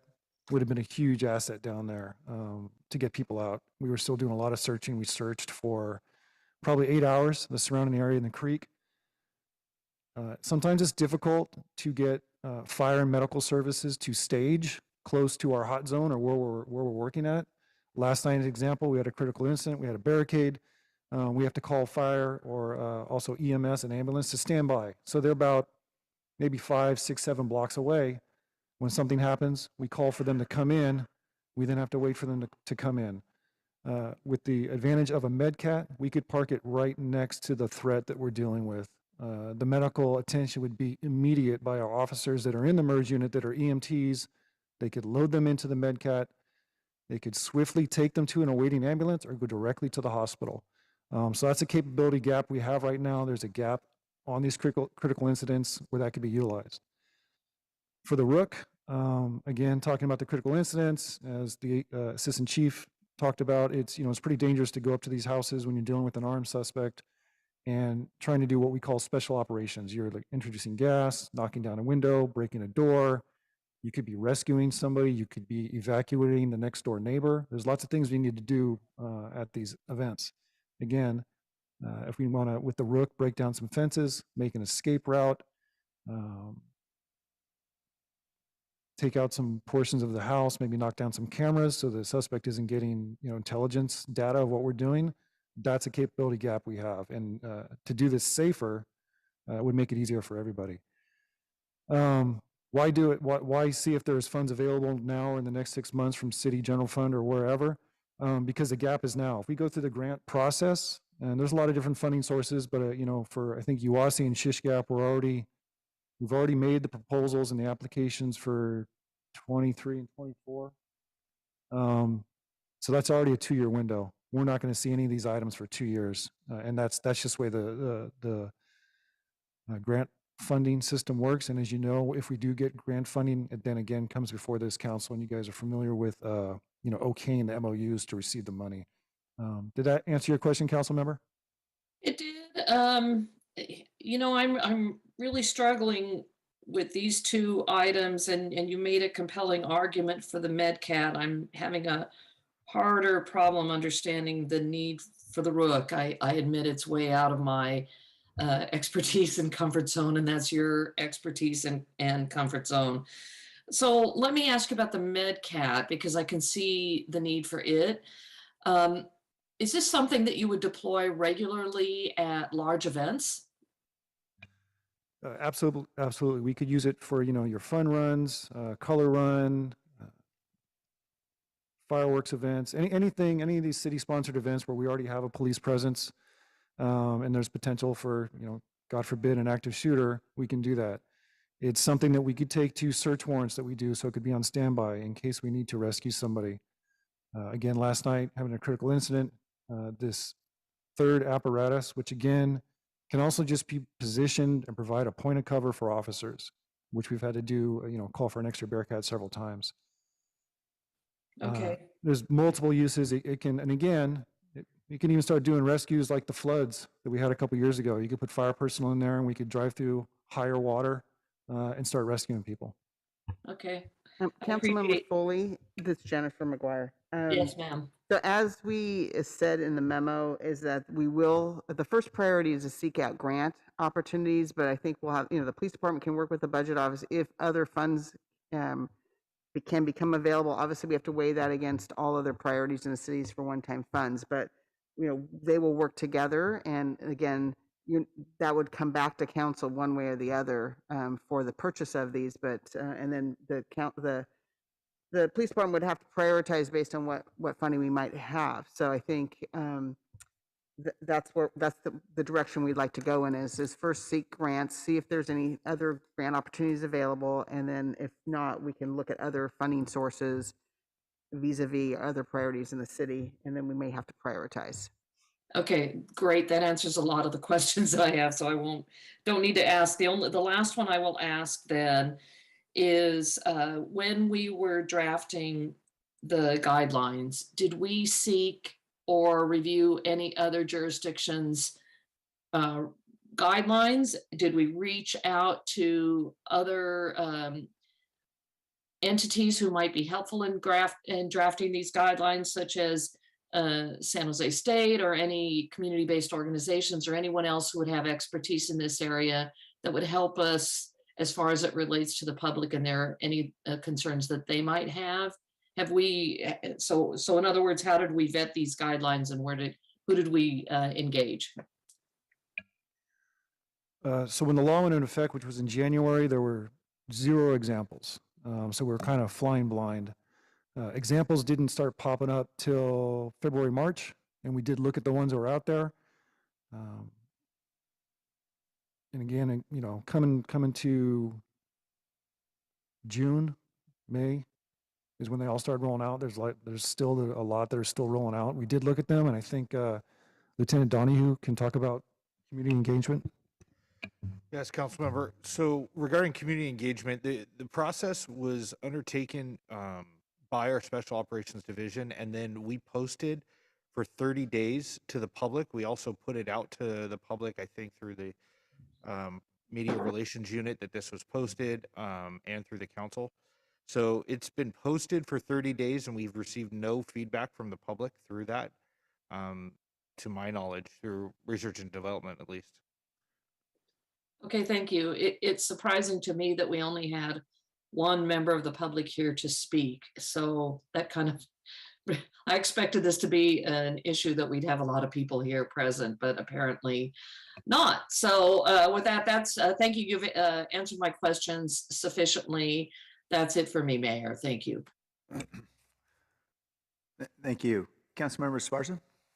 Thank you, Mayor. I wanted to go back and ask a follow-up question on some of your questions and directly address one of the questions that was brought up by the public speaker on specifically the Rook, right? We have policies around crowd control, correct? And do those policies specifically, do they prohibit us from doing what the speaker said, which is using the Rook for crowd control, right? Can you explain how we use those crowd control policies, the intersection between those and this equipment? Paul Joseph, Assistant Chief of Police. Again, because the Rook is not an item that we currently have, it doesn't have a policy surrounding it. One would be drafted prior to its purchase. Well, we have a proposed policy, but we don't because we don't have the item, but there's no application of the rook in a crowd control scenario. I mean, the only possible way I could imagine is if we were taking gunfire and had to, move items or something out of the way in order to achieve a goal. But in terms of just a protest, something happening in the street, that's not what this item is designed for. That's not what its intended use would be. We've completely revamped our crowd control policies since 2020, and that this is not an item that would be used for crowd control. Okay, and then when the time comes when we would actually get this item, then we would develop specific protocols and training around the use of that equipment, and that would come before the council, correct? That's correct. Okay.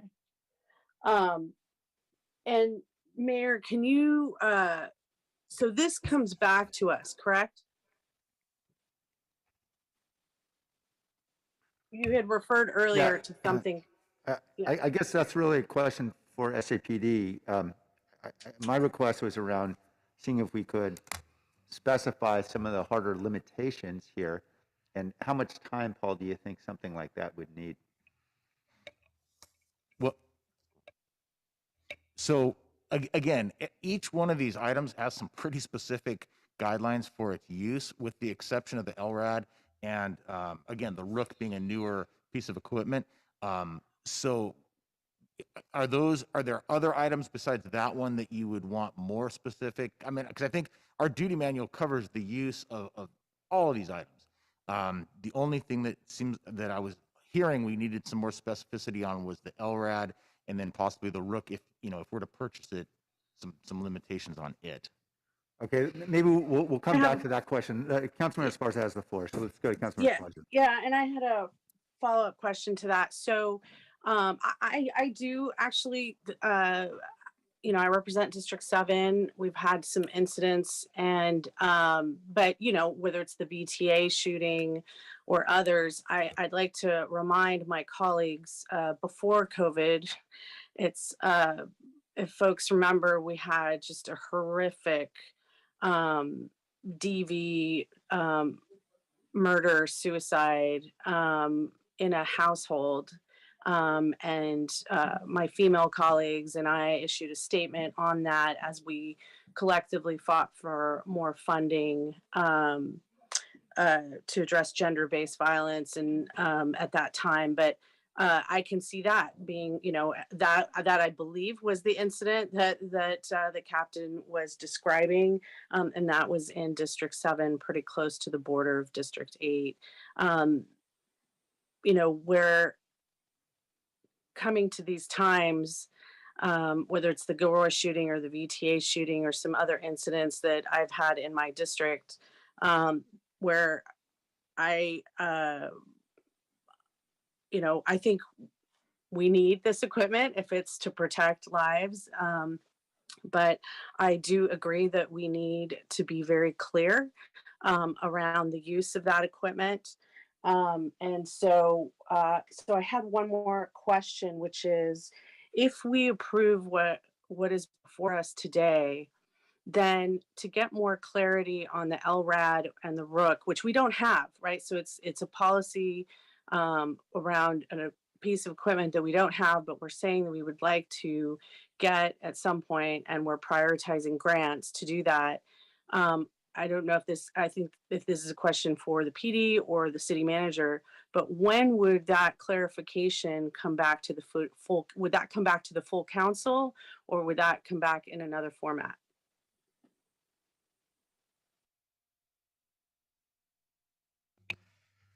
Councilmember Steve Donahue from Research and Development. So I can write a policy about the LRAD and put it into the duty manual within the next couple of weeks. And then we can refer a council memo or an informational memo back to council to give you the information that you're seeking. Ultimately, though, I think you could go off the word of AC Joseph that we're not going to be using it in that manner that other agencies have used it, as was described earlier today, that this is going to be used for our to provide notifications, to contact people at homes, to de-escalate. So I can write that policy and put it in the duty manual for you. It just take me a couple of weeks to get it across the line and get it back to you in an info memo. And that info memo, so that would come to the full council. I think this is important, not just for us as a council to know, but for the community to know. That's part of, I think, the transparency that I'm certainly seeking, and I think folks are interested in. I'm comfortable with the info memo. Yeah, I think that works as long as we have that clarity in writing. And then that language would be part of this annual process? So we'll be reporting back to council annually on the use of military equipment. And let me touch on that just for a second. What that's going to entail, and this is per the government code, is that we're going to give you a summary of how all the military equipment was used and the purpose of its use. Like, was it for a community event, for a tactical operation, or was it for training? We're going to talk about any complaints or concerns that were received about the military equipment and how those were resolved. We're going to talk about our internal audits and any violations of the equipment use policies that came about during that year, and then any actions we took in response to those use violations. Now, by the way, we're not expecting any use violations. We're going to talk about the total annual cost for the military equipment, their acquisition, its use, and its replacement. And then, of course, the inventory that we have at the time, and then the military equipment we'll be requesting for the subsequent year. Now, we'll be reporting that back to council, I believe, through the Public Safety, Finance, and Strategic Support Committee. However, it could also be cross-referenced to council if deemed fit by the committee. And that'll take place every year from here on out, according to the government code. Okay, so we will have that transparency. We will have it in writing, and PIS-FIS could cross-reference it to the full council, correct? Yes. That's what I just heard you say. Okay. Yes, ma'am. With that, I'm comfortable approving this with the follow-up around the specifics around the LRAD and the Rook. And I'm comfortable moving approval on that. Council member, could I ask for a caveat on the Rook? We don't have it yet, and we're not about to get it right now. We still have to find the funding sources and move forward with the acquisition of it. Can we come back to council closer to the acquisition of it without establishing that policy until then? That works, as long as we are explicit about the policy at the time of acquisition. That works. Yes, ma'am. Is there a second to that motion? Second. Okay. Thank you, Councilman Esparza. Councilman Cohen, is your hand up from before? Okay, great. Councilman Rennes? Thank you. I have some questions. I think my colleagues did a really great job in trying to suss out the meat of this. I know that primarily this is an action that will allow us to comply with AB 481, right? This is the main purpose of today's topic. Yet we're talking about two separate items. We're talking about the purchase of military equipment. And I feel that this is a little backwards. I think we would expect any other department to develop a policy, to be clear with the policy, the limitations of the policy, and how it's going to be used, and then make that purchase. And right now, I think it's, although I think that you both have answered the questions, I just feel like this process isn't what we normally would go through. And I don't feel as comfortable having an informational memo that I can't change, that I can't give input to. and that the council can't provide a conversation with the community around. I would like to see this come back to council with the policies in mind. And I'll tell you the reason why. And not because I don't want our police officers to be protected. I obviously do. That's a priority. And I know that nowadays there's a threat to our community, our schools, our homes that we haven't seen in the past. I mean, just this, was it yesterday or Sunday? My daughter said to me that she wanted to get homeschooled because she was afraid of, and it took some time to figure out, but it was basically, she wasn't sure if there was going to be a shooting at her school. And so, this is a very delicate and subject for me as a parent, and for all of you who have children or who have a child in your life that you care for and that you love, that they risk their lives going to school every day, because we just don't know what's going to happen. And I want to make sure that she has protection, that your children are protected, that everyone's protected. But I also want to make sure that we have the process that we normally would use. My question is, how would the Rook help facilitate somebody who's barricaded? So if somebody's barricaded, are we going through the door? Are we, because that looks obviously it's military grade, so I'm sure it's not only going to break down the door, but it's going to break down some of that structure. How would you propose in the last 6 months with the events that you're talking about, how would that look like?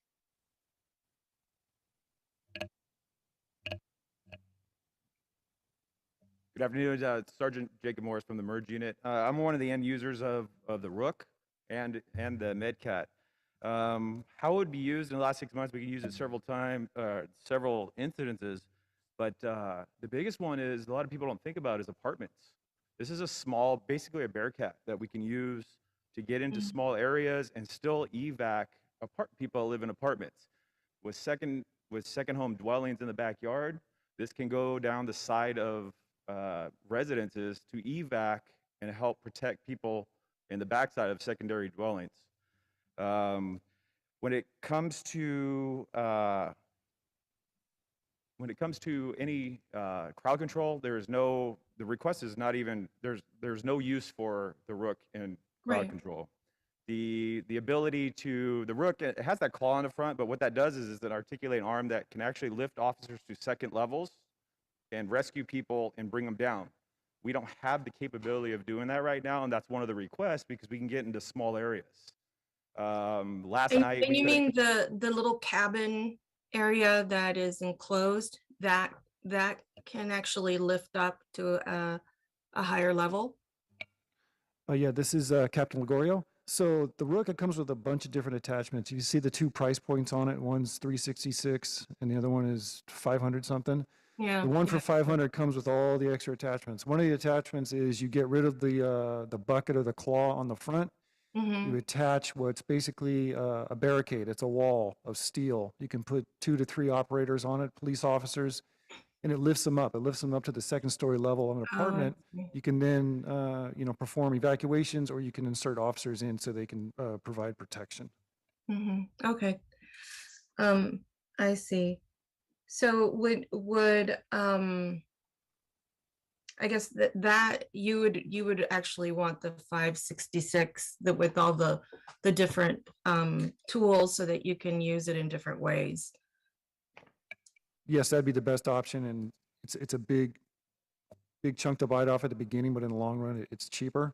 And there's a couple other attachments to it that I can't remember specifically, but they all have, one is like a spike, so you can poke through things and introduce a camera, insert some gas. You could always put in some safety needs or medicine or blankets, thermal blankets for if there's somebody trapped inside. So it's got a bunch of different attachments that allow you to do different tasks. Right. Okay. That's a really good point in terms of elevating somebody to a different floor and being able to have some protection. I think that's really important, and I'm sure that that'll be useful. What I was wondering is, in the last 6 months, I think that there's been folks who've barricaded themselves within a home, and I wonder how that those incidents would be resolved. Would you do that wall kind? And these are the questions that are coming up for us because we don't know the policy use. So it's the cart before the horse. So what I'm wondering is, just so that I can be assured, how would you have approached these barricaded? I think there were homes. If there weren't homes, please clarify. But how would that look? Would you do the wall? Would you how would it? What would you achieve? It's Sergeant Jacob Morse again. I'm sorry, not what. How would it's more of a how would you achieve, but not what. Obviously, I know what you're hoping to achieve. Yes, with the critical incident last night, we would have. There was a second story house. We would have elevated officers up there to just look into the residence. That's not even allowed. We don't even have to go in at this point when we can do everything from the exterior. So it's heavily on officer safety. The other thing that we can do is we had residents that we could have helped evac from second floors also. That would have helped out also. And talking about schools, the Rook is able to go down hallways in schools and provide that protection on evacuations also. Councilmember Arenas, this is Assistant Chief Justice. If I could add one other thing. What this law required us to do was provide the governing body, the council, and the mayor with a list, an inventory of all the equipment that we had and anything that we anticipated acquiring. And so it kind of asks us to tell you about things that we don't have, but that we might want to get. And so we realize that the funding is not currently secured. We realize that it may come from this from the city, it may come from a grant, but what we are required to do under the law is tell you that these are two pieces of equipment that we are contemplating buying, so that we put it on your agenda. If we do end up acquiring some funding for it, we would have a policy, we would come back to you for that. So I think hopefully that explains, as you put it, sort of the backwards nature of what we're asking for. We were required by this law to do it that way. Right, to identify what we have in inventory, and that was done in the memo. But this is an additional step, and I appreciate the clarification. Listen, I want to make sure that our officers are protected, that our residents also have a way to be rescued, and to be as quickly and as least volatile situation possible. And so I think these two items should move forward. The only thing is that policy use is, I would like to not have an info memo. I would like to have a memo that can actually allow us to discuss the policy. I've done an audit on sexual assault, rendering services to sexual assault survivors. And we realized that there wasn't a standing operating procedures that were established, and that helped solidify that. And not only just solidify, but it helped us work some things out. And so I think that there is value in having a conversation with not only the council, but with the community about because once, you know, if you just hear their military vehicles that we're going to be purchasing or military equipment, that sounds so extreme and harsh. But during this time that we've been discussing this, you're breaking down exactly what you envision using and utilizing this equipment for, which all makes sense to us. And I think that our residents, our community need that assurance as well, and need that opportunity to have that conversation. I know that you said you posted information, I think for 30 days, but I would like to see if maybe there's an opportunity for you to tap into the folks who are already involved in the reimagining public safety, and maybe getting some of those folks. I don't know if you need to have a large meeting, but at least to sit down with a couple of those folks to get their input and just identify your compliance with this bill that the governor signed earlier this year. And what we're doing to protect our residents when we have not only people barricaded, but like you said, when there's things that are going to happen, you know, I'm going to knock on wood, throw salt over my shoulder and cross my fingers, because the worst thing that we could see is something that involves our children, like we saw in Uvalde, Texas, which just absolutely broke my heart. And I bet that the council there or the folks who are in charge wish that they had some of this equipment in their use, in their facility to bring and save those children. So I'm glad that you're thinking ahead of time. I was a little hesitant at the beginning, as I like to see the policy before we move forward with something, but I'm now comfortable with this conversation and how we're moving. I think that our residents also will be happy to know that there are these vehicles that could safeguard them, but I think that also requires a conversation. Thank you. Thank you.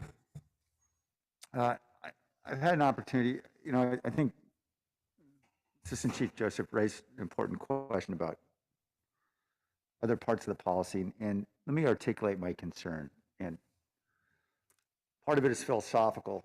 You know, we have a U.S. Constitution that isn't about what powers the government has, it's about what power the government does not have, right? We have a Bill of Rights because it protects our citizens, protects our residents against the government. And so the Constitution is a constitution of limitation.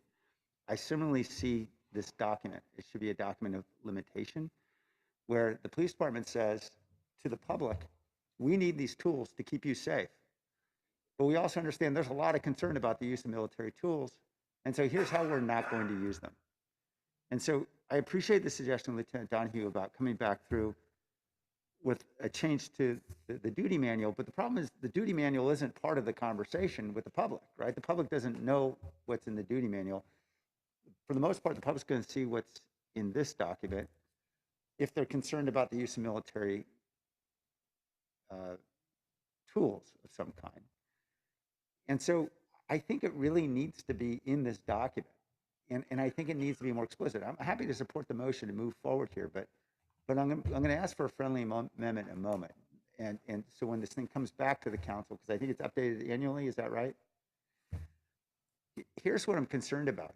Nobody can look at this document in many of these instances and know exactly when we're not going to use these tools. And I think that's critically important. This document has to be something about a statement of limitation, that the police smart says, we believe in building trust in the community, and here's how we're not going to use these tools. And I'll just give a couple examples. I just quickly jotted down. LRAD is obviously just one. You know, the UAS is a tool that a lot of folks are concerned about with regard to surveillance, right? You know, how could this be misused, right? That's the concern folks have. And I don't have any challenge in my own mind. I have no lack of confidence in the chief and others that we're not going to misuse a UAS because, frankly, we got a lot of things to worry about, and the last thing we're going to be doing is just engaging in, you know, some kind of, you know, Russian-style surveillance of people. But I know that's a concern that's out there. And so I think we need to address that concern more squarely. Now, we do actually have some limiting language in this policy with regard to the use of the UAS on page 8 of the document. But what you'll see is for the most part, it just says we're not going to do anything that's illegal. It says, you know, we're not going to target a person based on race, ethnicity, blah, blah, blah. You know, we're going to make sure these are activities that have a legitimate public safety purpose, of course.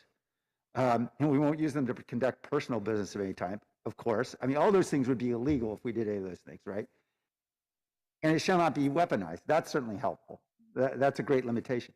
I think we need to squarely address the concern that the public would have is, to what extent is this going to be used for surveillance of ordinary citizens who should be concerned about their privacy? And perhaps, now I don't want to tell you what the limitation ought to be, but I'm guessing it might be something like, this is only going to be utilized in either urgent situations or in cases involving investigations of serious or violent felonies, and leave it at that, which are all identified clearly in the code.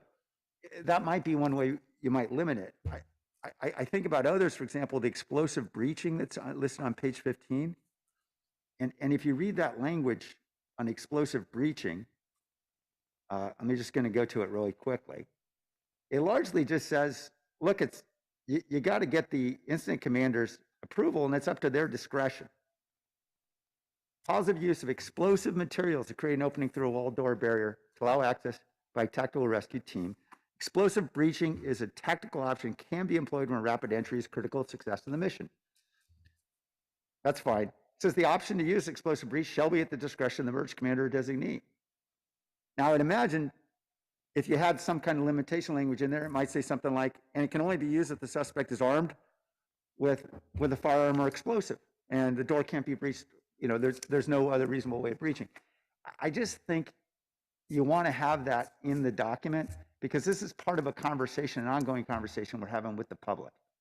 And the public needs to know what lines is the department drawing. Now, you may well have all those already in the duty manual, and that's great. I'd say make them explicit. Let's put them in the document. So anyway, I've talked long enough. I think, Captain, you want to speak, or Chief? Yes, Mayor, thank you. I appreciate those comments. And again, this legislation was very limited into what we needed to put in.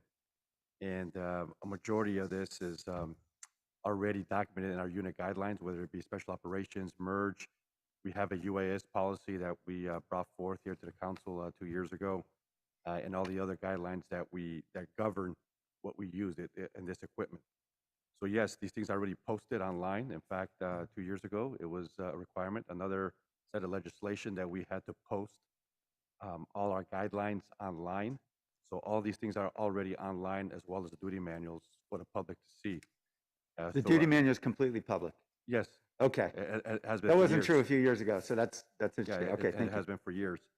And so I think what we can do, and I think this is what you're probably alluding to, is maybe having some type of link or a reference to where the public can see those specific uses of this type of equipment. And that's something that we can definitely work on, in addition to adding anything to the duty manual that may not be already there. So that's something that we can definitely Okay, thank you, Chief. Then I just ask that the maker of the motion could incorporate that as part of the motion, that when this returns to the council next year, that there would be, whether it's links or explicit language, a means for the public to determine when these tools will not be used. Yes, absolutely. And that's all right with the seconder? Yes. I don't even know who got the second. Yes. Okay, thank you, Councilmember Mahan. Councilor Prowse. Yeah, thanks. Appreciate the conversation. I will say I also was expecting maybe there to be more public comment on this. So I do think that is just a testament to maybe why we would need a little bit more outreach and conversation on this as it does come forward. And I also think this is, like the duty manual, is an iterative document, and so this may be a first pass of it. And I think the conversations that we're having here are important, but I also don't think they're very clear cut, right, where it's a black or white situation. I think any language that we may put in also could create unforeseen challenges for us. And I don't know if you can speak to this, Chief, but I know throughout the duty manual, and I was just kind of skimming right now, and it has been public for I don't know, a couple decades, right? I believe it's our duty manual has been public for quite some time. But I was just skimming through it, and then some of the other departments like Sacramento, and trying to see what language is in there. I don't see a lot of explicit or specific restrictive language, right, on certain tools, because I know that it gets a little difficult to try and pinpoint exact situations.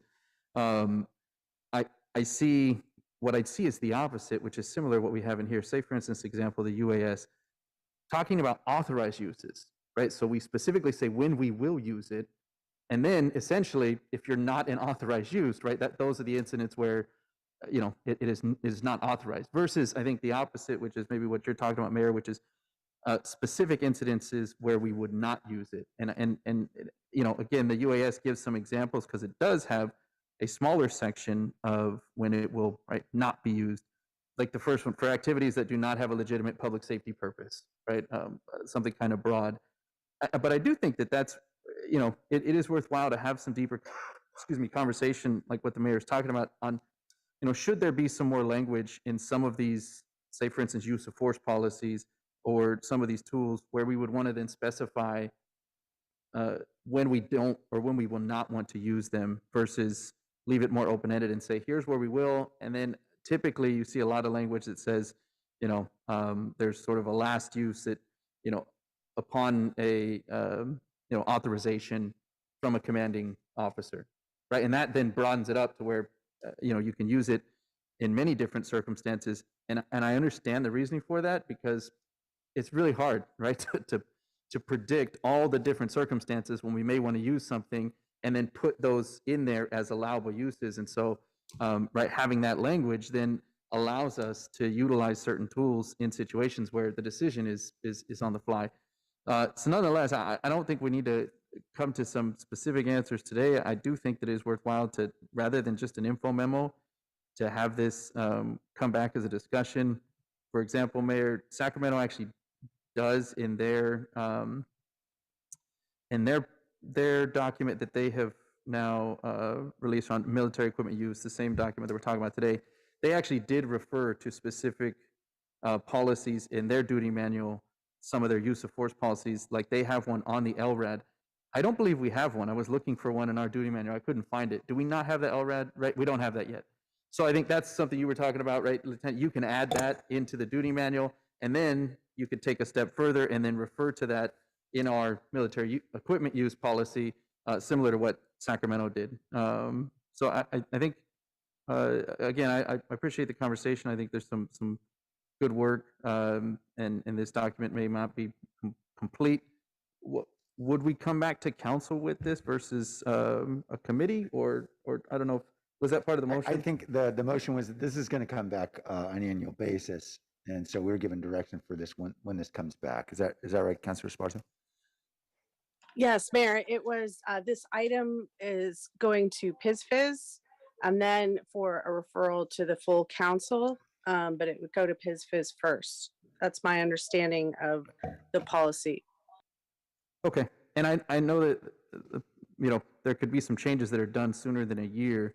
So if they could be done and we can bring something back to PISFIS within a few months, and then, make those changes throughout the year. I think we heard that in the beginning of the presentation, right? That you were saying likely this need to come back more than just once a year anyways.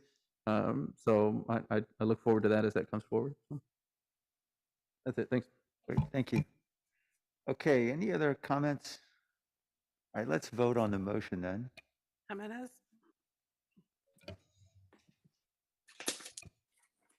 Yes. Thank you. Morales? Yes. Cohen? Aye. Roscoe? Aye. Davis? Yes. Esparza? Yes. Arenas? Yes. Foley? Aye. Mahan? Aye. Jones? Aye. Liccardo? Aye. Thank you. All right, thank you. Thank you, gentlemen. I've completely eviscerated any schedule that was announced with regard to lunch. But I want to propose, since it's now 1:23, I just didn't want to hold up our brass because I know they got a lot of things to do right now in the city. would suggest that we take a break at 1:30 and go till 2. Would that be appropriate? Okay, we'll do that, and we'll, I think we have a couple quick items we can cover on road resurfacing. Actually, folks aren't here, are they? Why don't we just go to lunch? Oh, John's here. Okay. All right, we don't have any presentation, so why don't we see if we can knock a couple of these out quickly. 5.1 is pavement. A resurfacing project on Stevens Creek and Winchester. Move approval. Second. Okay, there's one member of the public. Catherine?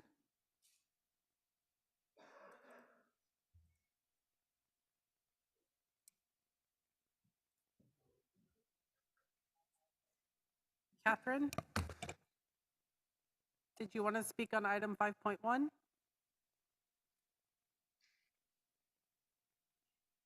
Okay, she's not unmuting, so I'll go back to council. Okay, thank you, Tony. Let's vote. Jimenez? Yes. Perales? Yes. Cohen? Aye. Carrasco? Aye. Davis? Yes. Esparza? Yes. Arenas? Yes. Foley? Aye. Mahan? Aye. Jones? Aye. Ricardo? All right. Thank you. I'm going to take item 5.2 and 5.3 together. These are two resurfacing projects, number 5 and number 6, as they're affectionately referred to by the DOT, for a whole lot of streets. I And- move approval of 5.2, 5.3. Second. All right, there's been a motion from Councilmember Cohen. Anybody in the community like to speak? No hands? Okay. All right. There are more hands when there are potholes than when we're doing the paving. All right, let's vote. Jimenez? Yes. Perales? Yes. Cohen? Aye. Carrasco? Aye. Davis? Yes. Esparza? Yes. Arenas?